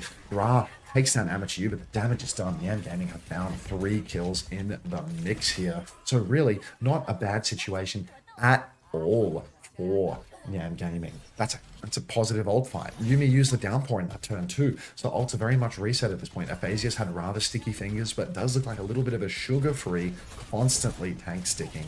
Not ideal. Aphasia on the run, trying to back up. But really, I mean, they've conceded a lot of space. They wind up stuck in main. Pulse comes out from NewJ, but it is the worst of the tank sticks on a fortified Orisa. Still, Amateur Yu goes down first. Nyam Gaming down a man. Down 2 as Roxy falls as well. And Lazuli, I mean, all it took was 1 tank stick for them to clean house here. Not ideal. Nyam Gaming falling over, even though they had that pulse bomb, just because they didn't really vie for a forward fight. They tried to play back a point, but lost a lot of condition on the kite. Now we've got Aphasia over here on the side, looking for an angle. Just on the run, actually, as Sov might have bitten off a bit more than they can chew. Goes onto the side, gets taken down. Aphasia now going to continue to run away, going to actually give the slip to New Jay. So really, the DPS from Nyam Gaming coming alive right now as Aphasia finds that kill. Orca goes down with Coalescence, though. Worst case scenario for Orca. And, I mean, Nyam Gaming, like, Aphasia finds another onto Shui. So good for 2. They're not out of the woods yet, though. They don't have their main source of healing. B comes out from Sov. There's nothing to match. Hinisaku goes down to Yumi, and Nuji catches Amateur. So Nyam Gaming right now, they're in so much trouble. Double pulse from Aphasia. What more can this man do? Nyam Gaming, Coalescence on the point, double pulse and a kill on the fadeaway. Really, Aphasia doing it all for their team. Orca now scrapping it out with the Genji inside, has that extended fade perk. You can see they're in fade for God knows how long. They can get so far away. Nyam Gaming, seriously, by the skin of their pearly whites. And I mean, really, it's just Aphasia's pearly whites. That's all. Lazuli right now, they are just playing back. They are just playing in main. Yumi on the center pillar, taking so much damage. Nujay behind, pressuring Orca again, and Amateur goes down. Nyam Gaming, they really struggle in the neutral. They're good in the scrap, but when it comes to a neutral fight, it feels like they just get boxed into a corner. Looks like old school TSM theory right now. Roxy pulls the Terror Surge, catches a few, and Shui and Serve are both going to go down. No supports remain. Aphasia's going to clean up a kill, as is tradition. And Nyam Gaming, even though they were down a man at the beginning, they will actually clutch this out. Very clutch indeed. Yeah, Supreme's the thumbnail.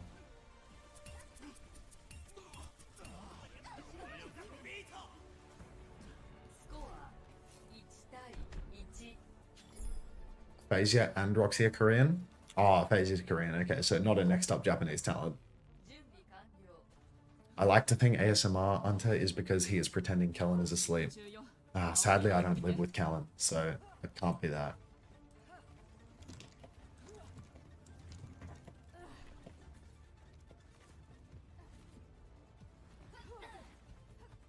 Oh. Okay. It's also because Callan's asleep in the next room. When did Nyam get Alpha Year? I mean, look, this Aphasia guy might be next up. How old are they? Alright. Nyam Gaming, once again, on the advance. They're pushing forward up top left of main. Goes for a spear. Sticky E onto the Lucia. Was that a sticky E? Or maybe that's just the snare. It's probably not that it's sticky. It's probably... No, they removed the sticky E completely. That was just the snare flowing down the Lucia, doing a hell of a lot of damage to them as well. Player carrying in Japan, probably a Korean. Actually a reasonable take there for once. Only the players on Barrel are capable of carrying. Only KSG is the Japanese superstar. Yumi gets the opening pick though onto Amateur U. Hinisaku soon to follow, and Aphasia just can't get it done in time. Orca has gone down now as Aphasia trying to give them the slip, but will be caught out by New Jay in the end. Oh god. Nyam Gaming really having a rough one here. Yumi just flying across the map, really. Hey, Brian, me. Aphasia's Korean too. Amateur U's always dead. Yeah, I mean, it's been established. It's been established. The Koreans run the show here in OWCS Japan. Another kill comes out from Bra. Amateur U goes down again first. Orca once again forced to fade on the run. Fades very, very far, but still will be caught out. Even with bonus range on that fade, still getting caught out. So glad to see you now have furniture. I don't know what furniture you're seeing. I guess there's furniture in the kitchen after a full year, but that's about it. I still live like a homeless bum. Uni pushing very deep now, actually overextending, going to be caught out by that egregious death. Aphasia, 4 seconds off the recall, but looks to be good as they sneak back into the stack. Roxy takes down Shui, and Aphasia, Korean talent, starts touching the point, pressuring that flip, trying to get the cap back. This is going to be a relatively close one, but Orca, set your watch to the fact that this player is going to go down again and again. Spear from Roxy over to the Kiriko on the coast, not actually going to connect kill. Wait, it wasn't a Kiriko? What was that? It was a Tracer. Tracer that recalled. Aphasia takes down Sov though. Aphasia consistently carrying this squad for Nyam Gaming. Takes down New Jay as well. 2v1 over on the side, doing so much work. And now, aggressive push from Nyam Gaming. They want to press this advantage. They want to keep it going. They are just struggling at the moment. Lazuli, I mean, they've got Shui's Wu Yang ultimate, which I still want to actually see from POV so I can figure out how it works, because I'm really struggling in that regard. Aphasia takes the mini health pack over on the side, dueling with New Jay. Seems to be winning these duels more often than not. Wu Yang ult comes out in main, glowing effect on Dra, not sure what that does. Orca pops Coalescence, beat and Terror Surge laid in by Roxy and Hinisaku, but Dra comes in with the later blade, and the layering is perfect for the side of Lazuli. Deflect to keep him healthy. 1 player advantage right now for Lazuli. Turns into 2 as Shui cleans up on Amateur U. And Nyam Gaming, I mean, they invested so heavily. They used double support ultimate, they used the Terror Surge, but they just don't get it done. Lazuli had all they needed to match and then some. You think he went to Water College? They're inside. If they're inside that blue glowy sphere, they get knocked down when it bursts. I see. Need former Element Mystic Roxy to start carrying. Is Roxy from Element Mystic? Is this real? God, I really am like. Maybe it's the illness, but I really am like word salad filled today. Like I'm really struggling to like read out of the chat. It's terrible. Osmom for Aphasia available. Potential chance to carry here. Amateur U on May. Recently buffed Blizzard perks as well. But Dra's going to get caught out in the neutral. Pulse is massive from New Jay though. Trades out onto Orca and Hinisaku taking that as well. So there's no healers for Nyam Gaming, but Aphasia yet again doing what they do best. Touching the point. The Blizzard also heals Nyam Gaming. You saw Amateur U pop that up top. So even though they don't have supports, they did have a 50 HPS healing source. New Jay gets the better of Aphasia though. Roxy chasing for more, but they need to kill this Tracer who seems to have an invisibility cloak on. Roxy takes down Yumi, takes down Sobe, but still, we need to kill the Moira. We need to kill the Tracer. Dra goes down almost immediately. There was no Moira to speak of, but once again, Nyam Gaming, they're in control. We're down to the wire. We're down to the last fight.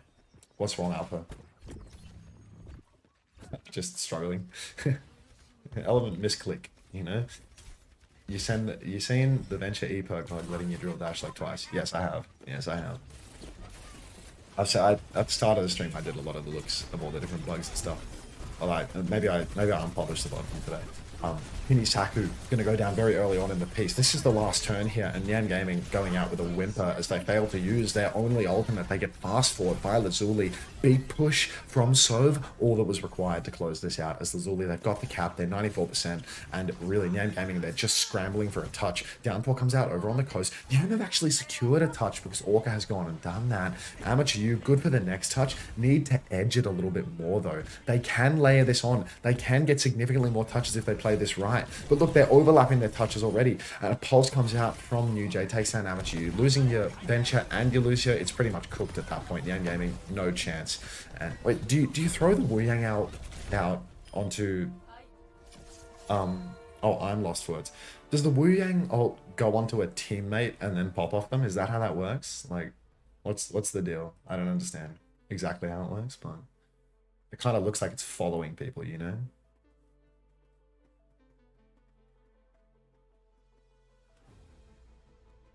He's already copying the Flats wardrobe, and he has a cool jacket he took off.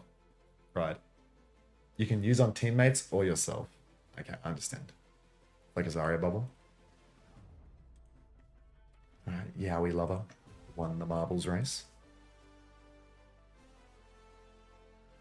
Yeah, that touch was really sloppy, to be honest. Like, the Tracer blinked on when the Venture had just gotten the touch, and they were both simultaneously on the point. The Lucio was there too, going into touch. I swear like 3 people came into touch at once. When they had Venture and Tracer that could both properly ping-pong touch, wait for 5, and then try to fight properly. Like, it was really, really sloppy.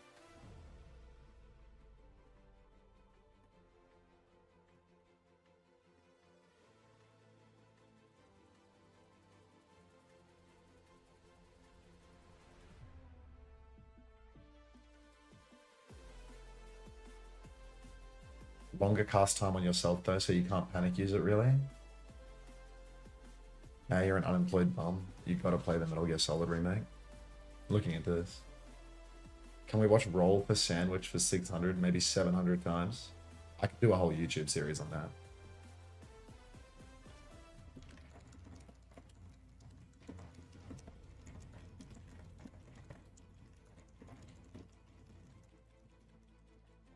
Let's get this race guy.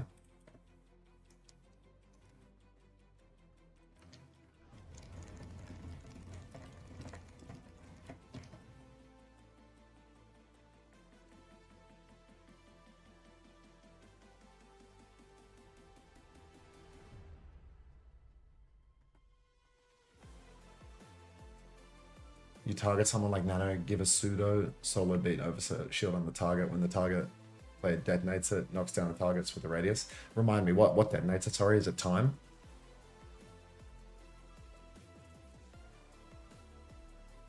Is Moira still only good on 2 maps? I don't know where Moira is right now in the meta. Are any of your friends Essendon fans by chance? Not really.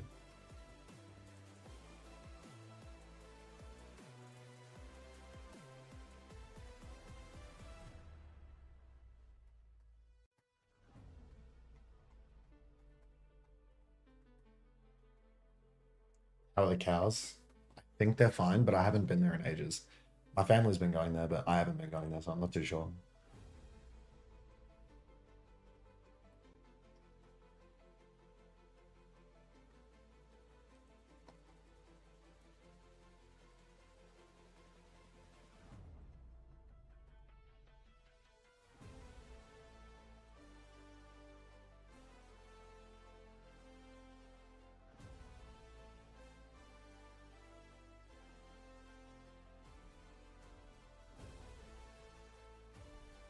What do you think about the new Winston bubble perk? When I was reading the patch notes, I didn't have like a mental image of how it would play. But I tried it in the practice range and it actually looks insanely like it's like a crazy training wheels perk that makes it basically impossible to like flail or sleep or boop a Winston in any way when he jumps.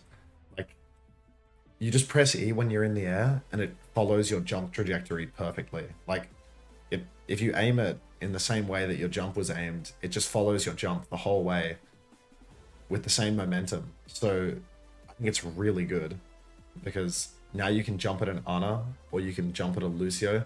You can jump at pretty much anything, to be honest. And when you press E, the bubble is just going to follow you no matter what. It feels really strong and you can't get flailed and you can't get booped. You can't get slept. The Diva spread perk looks insanely busted. Like, I believe cancer busted would be the correct term.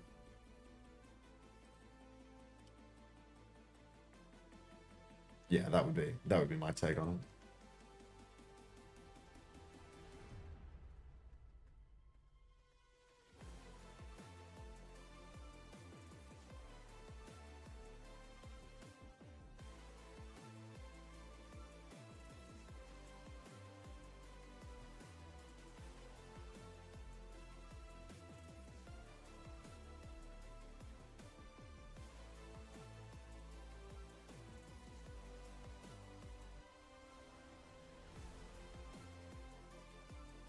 Teams allowed to play Diva because her perk is bugged right now.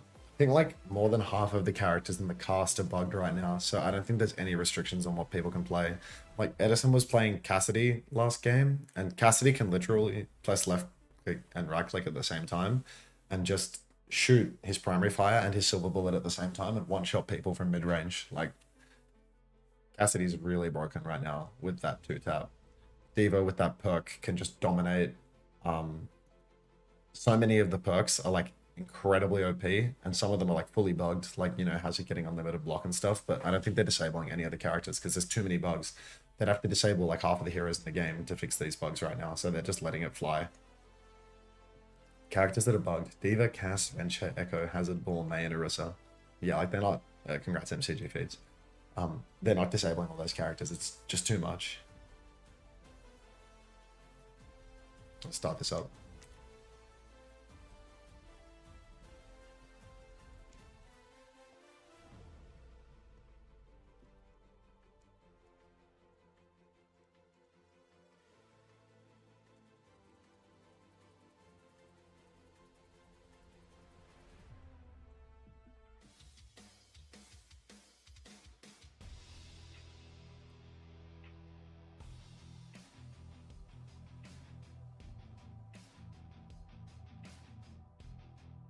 You have one last chance at the marbles race here. I'll force start it because I can hear the game music, so you know, it's just mindless slop at this point. There's no thought going into this.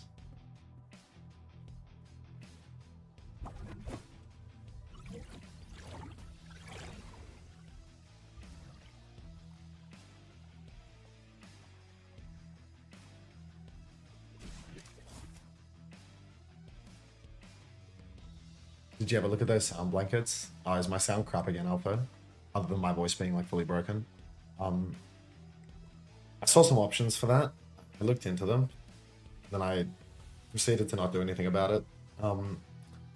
Yeah, I could do it. Like I could put a sound blanket behind me, like up here. I mean, I thought instead of sound blanket, I would just do furniture, to be honest. Like, I wanted to get like a bookshelf over here on my left.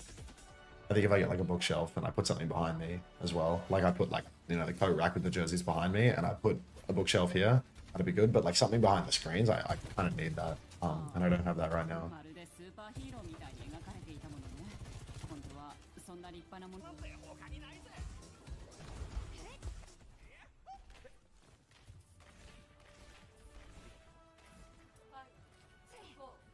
You needed that?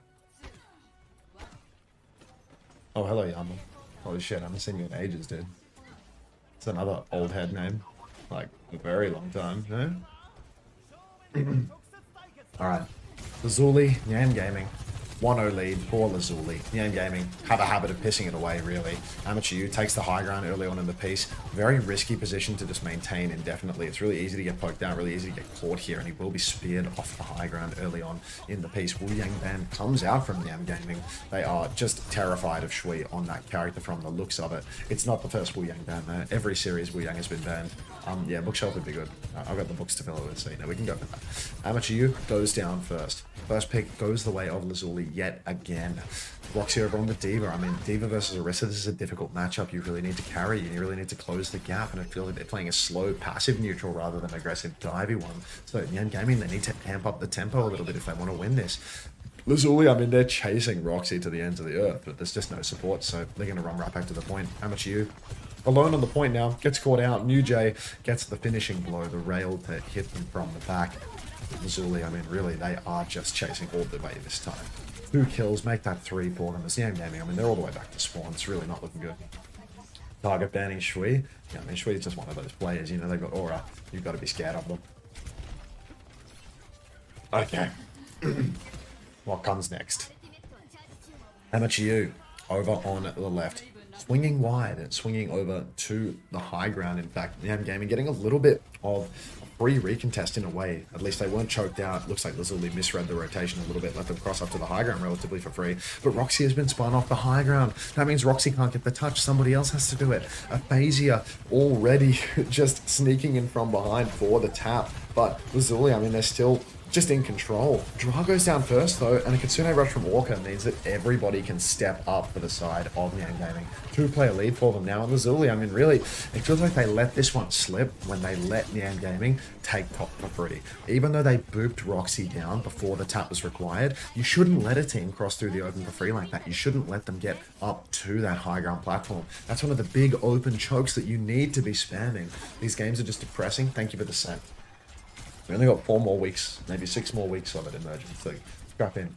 Hope you're all well. We need Peepo. Alright.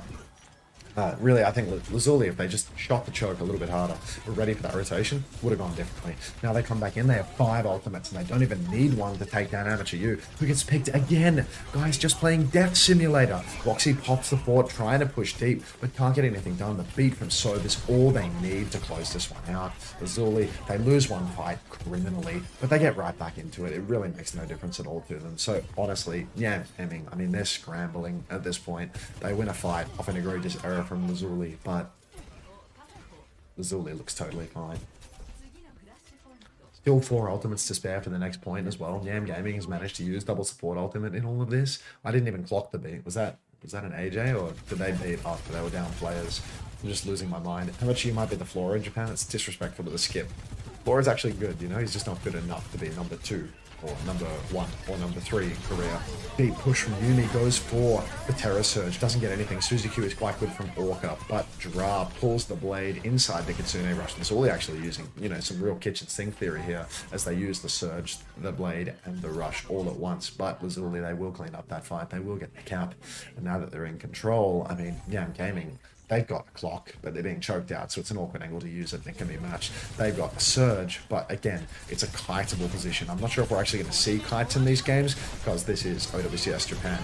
Looks like no kite, as we will see a very early clock matched by Orca, who felt the pressure of absolutely nothing to use that. So it's a 1-for-1 trade. Doesn't really favor either roster, but now Nyam Gaming can get back into the mix with their own clock. They pull the clock, Amateur U swinging on point, and while the clock takes place, nobody on Nyam is even touching the point. Worse still, Dra pulls up in on the flank, takes down Amateur U, so that's a overclock for nothing. Aphasia finds a trade, but Yumi good for another one, so this is looking terrible at this point for Nyam Gaming. They just can't win in the clutch. As I say that, they win in the clutch.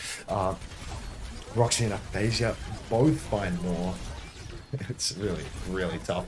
Amateur U is really having a stinker, but Lazuli, I mean, look at this. They are still continuing to play slow. They still haven't conceded the cap. Yumi's actually gotten out, which has allowed both support ultimates to be charged. So now Yumi's just going to chill for a couple of seconds, push back in with the beat, with the Kitsune rush. We're going to need a Blood Eagle for Amateur U. I think it's true. Deep push comes in from Yumi. Beat push to back that up. Counter beat from Hinisaku, but now Lazuli, they're about to have their surge. They're about to have their rush. Shui has the rush online. Will throw it down. Dash in from New J. Dra up on the top rope as well. Goes for the one-shot combo on Hinisaku. Will not get it done, but Roxy is going to fall in the corner at point. Blade comes out from Aphasia. Really wants to clutch this scene out, but one kill, will it be enough? Absolutely not. 5-for-1 trades here as Lazuli, they take it. What comes next? 98%. I mean, we're 2-0 up for Lazuli at this point. I mean, it's starting to look like Nyam Gaming. I mean, if they don't change something significantly, if they don't maybe give their hit scan player a lobotomy and then a brain transplant to follow it up, could be real bad news for them here. Yumi has the Terra Surge available. Blade available for Dra as well.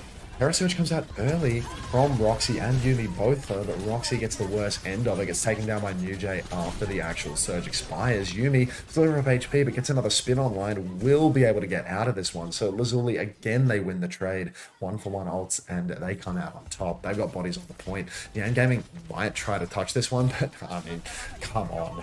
Amateur U dead again.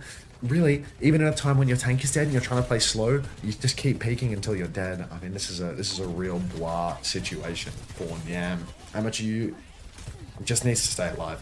Just needs to stop dying. We need the Blood Eagle Amateur U. Lazuli, they just keep building more ultimates to cycle on Nyam Gaming at this stage. New J pulls the clock, swinging forward in main, looking for more. I mean, are they going to find more? Looks like everybody's kited this one out. Orca's going to pull the Kitsune rush. The kite looks okay for Lazuli. Now they pop the beat. They swing back in. They beat and they blade. Dash in from Dra is good. Chasing down the Sojin. Good for 2. Make it 3. And that is going to be Lazuli once again cleaning up. Unless Aphasia goes absolutely ballistic with these Necros ghost dashes. Looks like that's not the case. Aphasia and Roxy back spawn, but they will have one more comfortable fight here. Problem is, we're relying on an Amateur U ult right now. Look at Shui's position. He's hiding. He's looking for a pick. Who might he pick in this scene? Do you see somebody stepping up a little bit overzealous? Oh, please. No, Amateur U, not again. I can't bear to see it again. Shui pulls up on the flank, misses 5, 6, 7, 8, 9, 10, 11. 11 shots in a row have been missed by Shui, and absolutely no value from Shui's ult turn there. Actually, that is a real masterclass on how to be a DPS player rerolled to support. So Nyam Gaming, they actually get that one free of charge. They had the ults to make it work. They used Beat Blade in the end. They only lose one player, but Shui really going for the Gaga approach to the Kitsune rush. That was inspirational stuff. Why are we talking like there's a baby next door? My voice is gone. Glenoris, I'm a bit crook, and my voice is completely gone.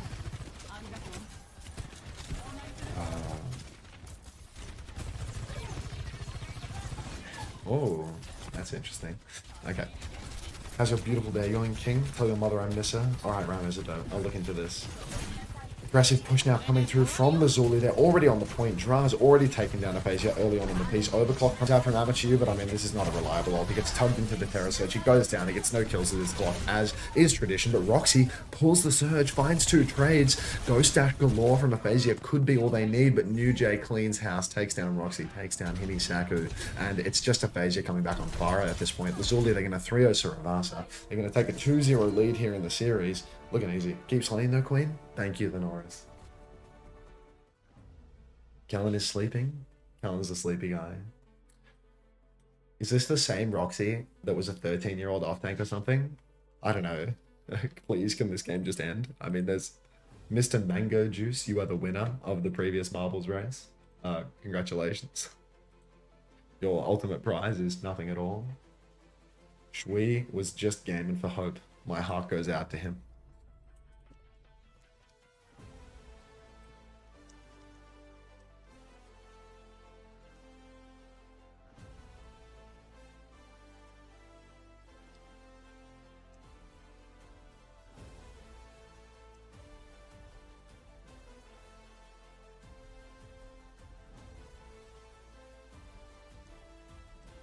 I'm so glad Unter is here to cast the games for Japan in English. That's the spirit. Like, I think we're hard pressed to call this casting though. I mean, the state of my voice right now, I can barely get a word out, man.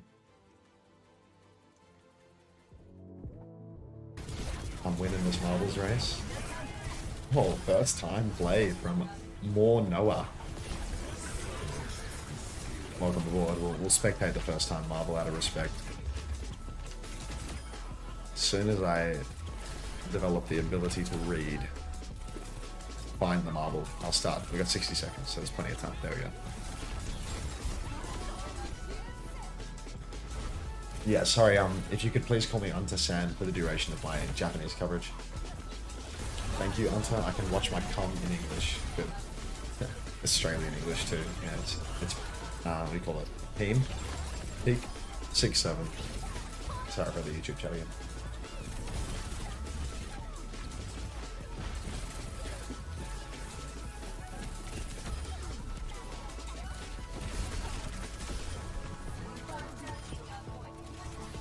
Oh, another first time play. With two of them now.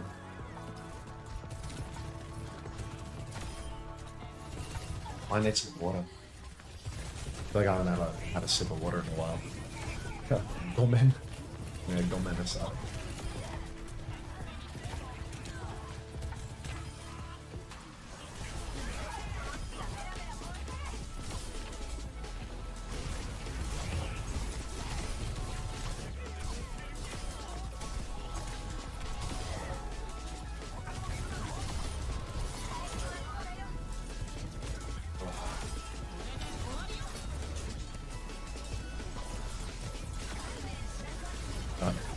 W lamps. Not again!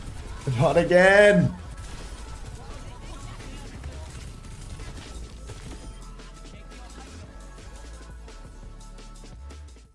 Alright, Unter Sandwich. Which old Korean we're getting for the 2026 season? The world-class Japan.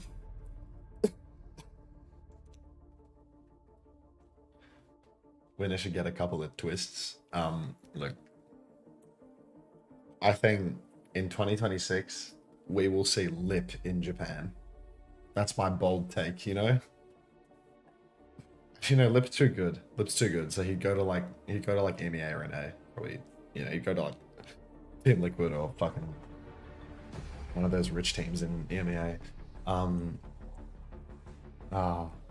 Who's like a mid-table Korean right now? Zest. Zest would be a Japan Korean for sure. Like, if somebody like Flora could be there too, like Flora could be a Japan Korean next stage.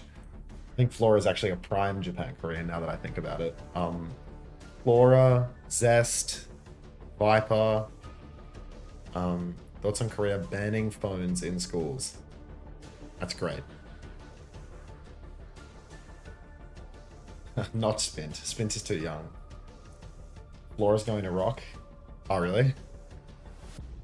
Do you think Zeta wins it all now with Mag? Yeah, think of the potential. Just think of the potential.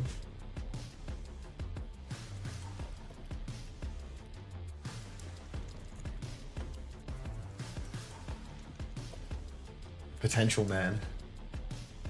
Surely he can do it this time.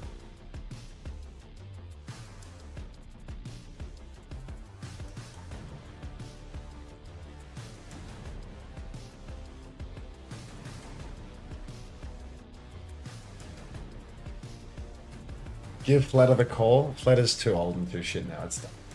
The entire roster of Cheeseburger out of like 2 played in Japan. What's the Cheeseburger roster? Hey, look. Cheeseburger Overwatch. Cheeseburger roaster. The Cheeseburger roaster is Farmer, Sungun, Argon, Zest, Faith, and Engchen. I don't have feelings about that. 1 bite, 1 win. They have Farmer. I mean, they have Faith, right? Like, I think Faith is a coach, maybe. Ryan is a dope. Congratulations, you won the marbles.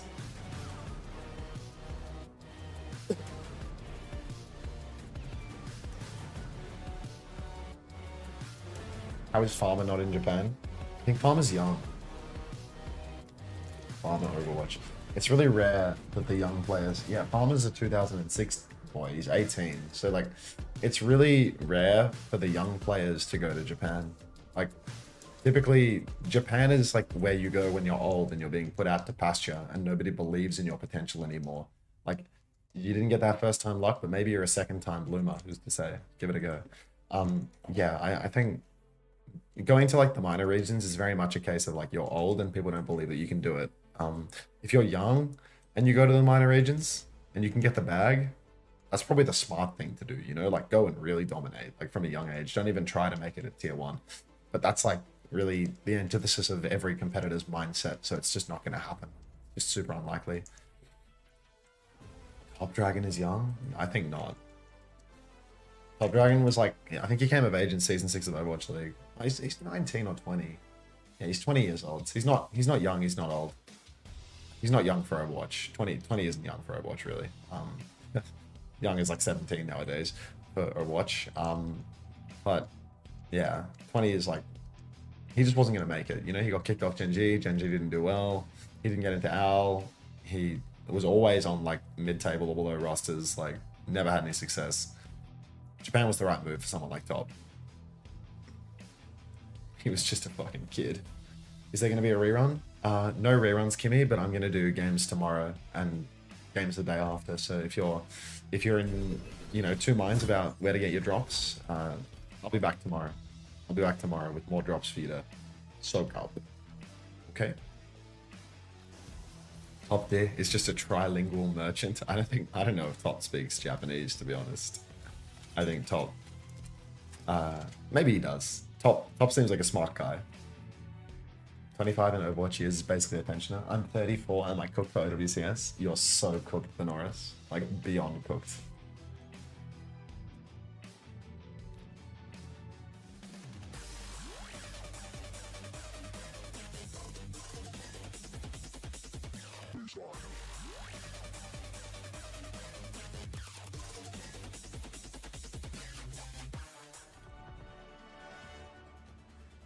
Alright, we could be closing in on the final map of the day here. Who's competed in the most regions? Oh, that's a good question. I don't know the answer, but that's a fun trivia question that I'm sure somebody, you know, like a quiz master would know. Streamer working hard? I would never. Japanese Unter?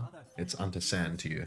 I bless the rest of your stream. I must go and get some work done. Thanks for the drops. No worries, Rhinos are dope. Anything for you. Rack?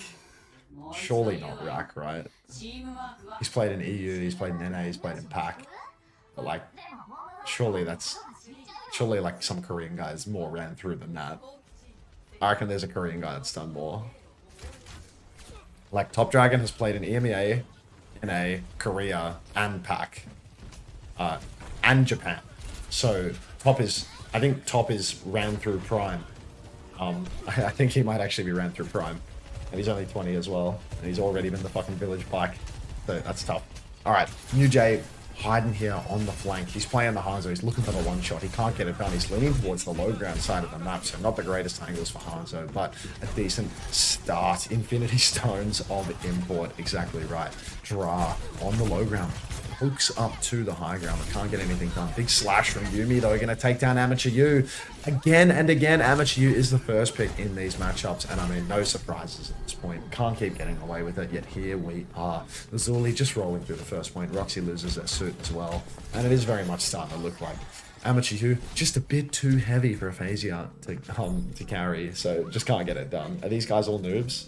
Phasia looks kind of good. Phasia looks kind of insane. But Amateur looks like an actual like homeless person that they just gave his sticks for an hour. Like, hey, here's the keyboard and mouse, go for it.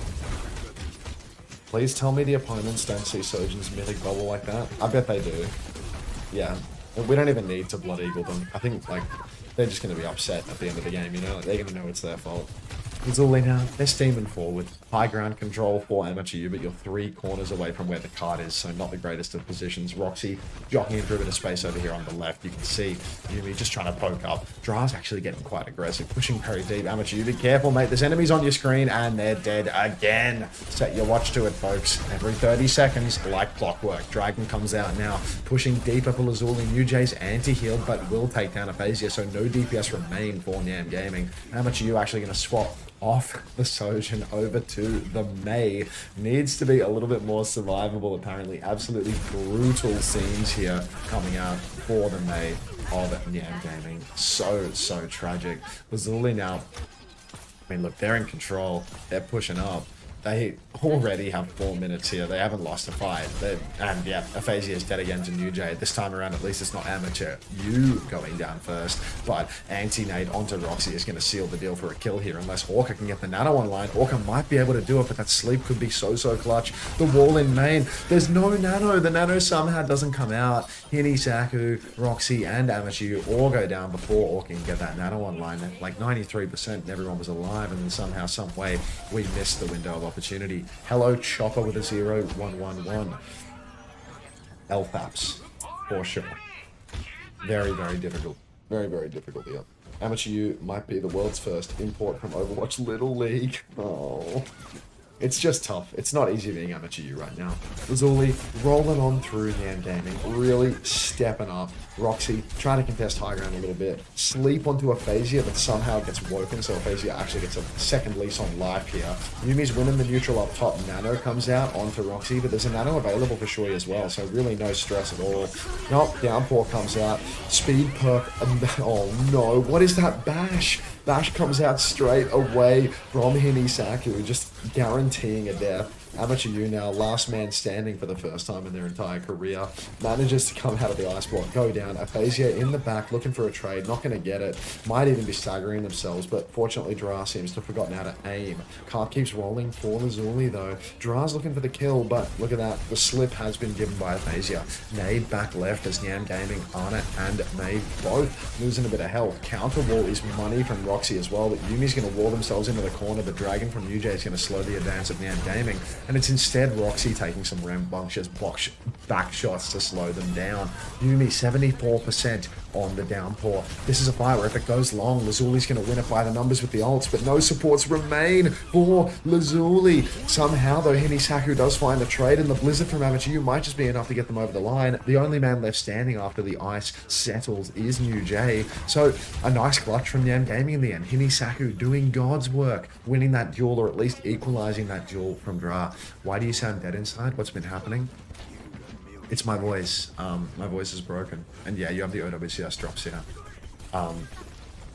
Yumi's coming in with a downpour now. A little bit of a nano advantage as well for Shui, as Orca has made the swap over to the Baptiste. Old swing for Lazuli could be deadly. Really need to phase you to clump up with a pulse bomb here. Get a trade while your backs are through the wall. But you can see right now, Lazuli, they're happy to take it a little slow. Downpour comes out over on the flank, and Roxy's caught up. Takes the anti, takes all the damage in the world, will go down. Hinisaku only 60% to the Transcendence right now as Yumi comes flying across the map. Bat out of Hell style, takes him down. Pulse Bomb is good onto Shui. Mustn't have had the Self Nano, is going to go down with that one. Wait, did they delete Self Nano? I can't remember.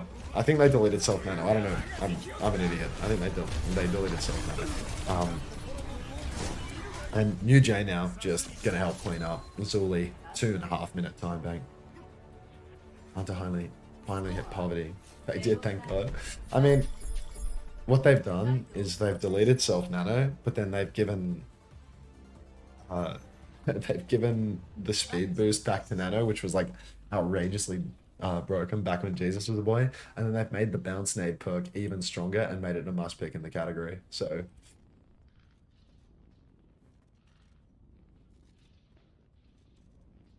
YouTube chatter says final map of the day. He doesn't know it's going to map 5.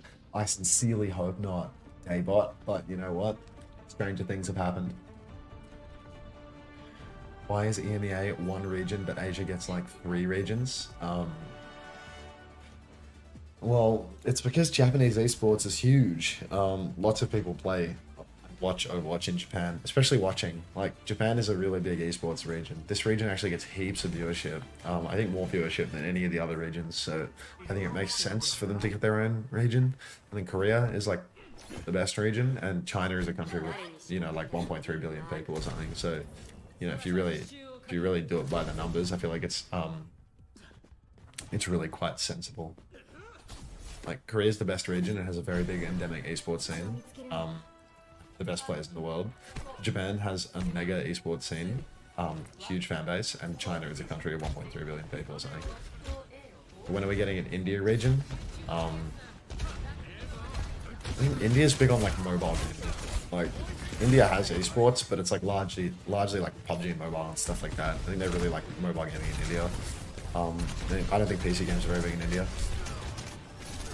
On Lazuli, I mean, now, I don't know why they're playing Arnabrig for the defense, to be honest. I feel like Arnabrig isn't very good. I feel like it's easy for you to get caught out. Kiri's better in a lot of ways. Lucio's banned out, so you can't play that, but I do think that the Kiri is a reasonable shout. I don't really rate the Arnabrig just because you can get caught out quite easily, but I mean, look, Nyam Gaming, they've been struggling so much. Roxy's already getting worked in the neutral. Nade from Orca will actually save Roxy from certain doom by slowing down Yumi's advance a little bit, keeping Roxy healthy. But again, Roxy's losing that neutral, taking all the damage in the world. Sova's slept up on the high ground. It's actually going to go down to Aphasia. Aphasia was so low, but did manage to escape. Nujay couldn't connect the dots. Slash from Yumi, not enough to kill Aphasia. Once again, actually slipping out over on the side. And you can see now, Sojin snare in main from Amateur, not going to be enough to actually seal the deal here. Orca, 73% to the Nanoburst. One chance to push here. Shui, 85%, 90% on his own Nanoburst. This goes out onto Yumi. Could be deadly for the Nyam Gaming side. Yumi's been solid all day long when it comes to these Nano turns, really getting a lot of value. You can see Draft just controlling the Mega on low ground. Nano comes out, but the backline is so far away. To be fair, they are catching Amateur U, so they are going to die no matter what. Not a lot that Amateur U can really do there, to be honest. They were caught in a corridor, but no pocket for Yumi. They don't save them. So Lazuli, they've actually traded quite negatively in this scene. New Jay still has high ground, so caught on the low ground though. Nano onto Aphasia, almost just going to instantly 2-tap, 3-tap, kill everyone. Surely you kill everyone, yep. Aphasia is going to solo kill the entire roster of Lazuli and give them at least the tiniest of leases on life, as I don't think Lazuli can manage a recontest here. Amateur U even finds a kill, gets the frag onto Dra, so a little bit dicey. Reverse sweep incoming? Please no. Anything but a reverse sweep. I can't take it. My little heart can't take it. Yumi, pushing deep, looking for an angle, just trying to hold the archway right now. Lazuli, I mean, they're really in a position where they just need to hold close here. They just need to make sure that the arch doesn't get pushed through. They've got the downpour. They've got this completely worthless Brigida that can't really do much of anything. Gets owned by the Farah, gets owned by the Hazard. Really difficult and needs to block the side. Kitsune Rush comes out in main from the back from Hinisaku very early on.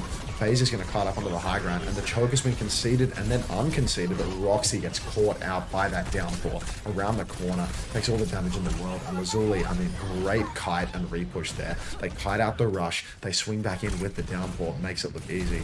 Nyam would win with Unter as coach, doubtful. I need drops, let's get a reverse sweep going. I'll be back tomorrow for the drops, mate, don't worry. I'll be here all the time.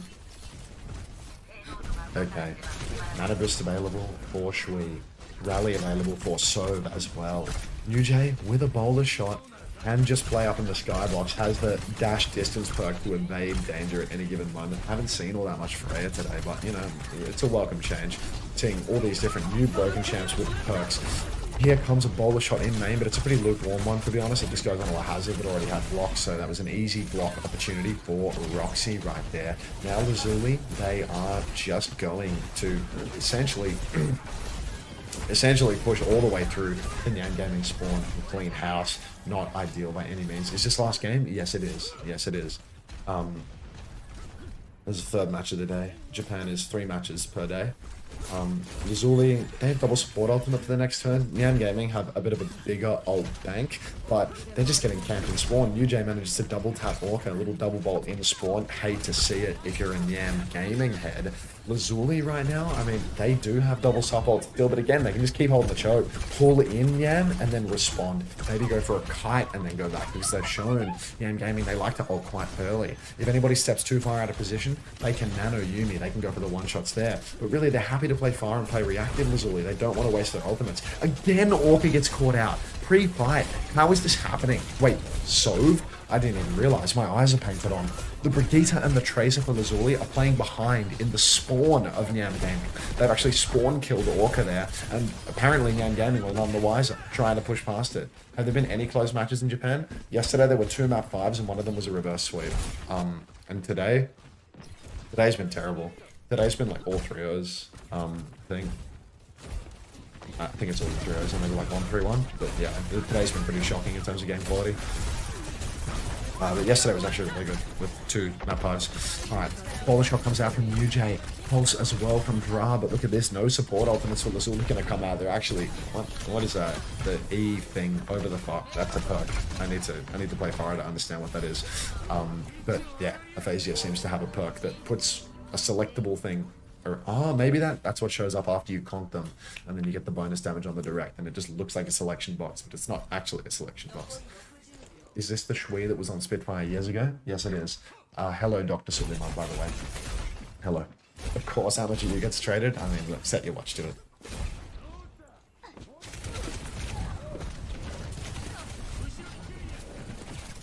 Alright. Lazuli now, they've still got that double sub ult. I've been talking about it for hours, but I'm in the 38 seconds on the clock. Lazuli, they try to kite, and they fail. New J actually gets caught out. Ult's being dumped in now, though. Downpour and Nano Boost. Downpour completely misses, but the Nano looks solid. Yuumi, good for 1 on top of Orca. Woken up, Aphasia goes down as well. Sobe has the rally, uses that rally to try and block the Downpour, but is a hopeless player, so cannot even point their shield at the sky. And Lazuli, I mean, that is a game-losing mistake. It's not going to cost them the series, but it might cost them the second point, because you cannot pop rally to block a downpour and then not even look up properly. That is hopeless. This man needs a doctor. Aphasia pops the barrage, gonna use that to take down Yuumi, and at this point, I feel as if Nyam should be good to cap second. Aphasia also catches the kill onto Dra, and there we go, 1.5 minutes on the clock. More opportunity for us to watch this incredibly high-class gameplay. Really tight stuff. Lazuli now, I mean, look, they've used their double support ultimate. They finally swapped off that completely useless Brigitte pick and gone over to the Kiriko. Bowler Shot available, Pulse Bomb available, essentially 2 Pulse Bomb ultimates. Sove, oh no, that's Roxy, aggressive over on the side, another hopeless tank bowler. Wow, we've got Sugar Free on the Freya right now, just perma tank sticking with the bowlers. Now the Nano Boost comes out onto Roxy, they go deep, but you can see Yuumi's going deep, hamming up all of the backline. Tracer comes in for the pinch, can't quite get it done. Everyone in the backline of Nyam Gaming is so low that it looks like they've got that kite. Yeah, 2 for 2 trades don't really favor the attackers though. This is 3rd point attack. You need perfect fights. Yeah, this is the new patch. This is the patch that came out today. You need to win fights clean if you want to cap the map, and that is not what Nyam Gaming are doing right now. Aphasia will find So again, a window of opportunity. Kitsune Rush comes out from Hinisaku. It's on the cart. Yuumi will go down. 26 seconds, which means that we're basically guaranteed an overtime at this point. Nyam Gaming are playing for a draw down 0-2 on this map. You can see Lazuli, they're just playing a stall and then get one last recontest in here. Nano Boost about to be available. Yuumi closing on that downpour as well. Double support ultimate just around the corner yet again for Lazuli. Nyam, they're glued to the point right now. They need to push forward. They need to be a bit braver and force out some of these players, but they're playing very passively. They also need to touch the cart. Downpour comes out. Amateur U, naturally on a character with unlimited mobility, will get called by that downpour. Amateur U first to die. I mean, it's been the theme of the series. It's going to be the theme of the map here, and that's going to be the end of OWCS Japan here for the day. Lazuli with a pretty clean 3-0 against Nyam Gaming. Aphasia, bit of a shining star for Nyam, but just not enough to cut the mustard. 6-map Giga Banger incoming. Maybe not. In Amateur U alive. Yeah, I mean, it's not looking great. All right, what do we think? Do we think one final marbles race for the road and then I put a fork in it? I reckon I'm ready to clock off for today. Play. Unter cast the replay. No. I'm doing this shit every day. I'll be back tomorrow. Like, just join the marbles race. I'll keep the stream going for a little bit, so you know you can get like a little bit more of your droppies. But I'm gonna go when the Asia stream ends too. So I'm not here for much longer. Thanks for watching, everybody. Thanks for watching on the YouTube. Thanks for watching on the Twitch. If you're watching on the YouTube, bang, cheers. And you know, check out the Twitch, check out the Discord, all of that. I have a socials command actually, so you can check out all of the various social media, and I'll plug that in the YouTube chat too for anybody that you know maybe somehow stumbled into my YouTube live stream without finding the rest. But yeah, thanks everybody. On YouTube, I'm ending that part of the stream now while we play marbles on Twitch.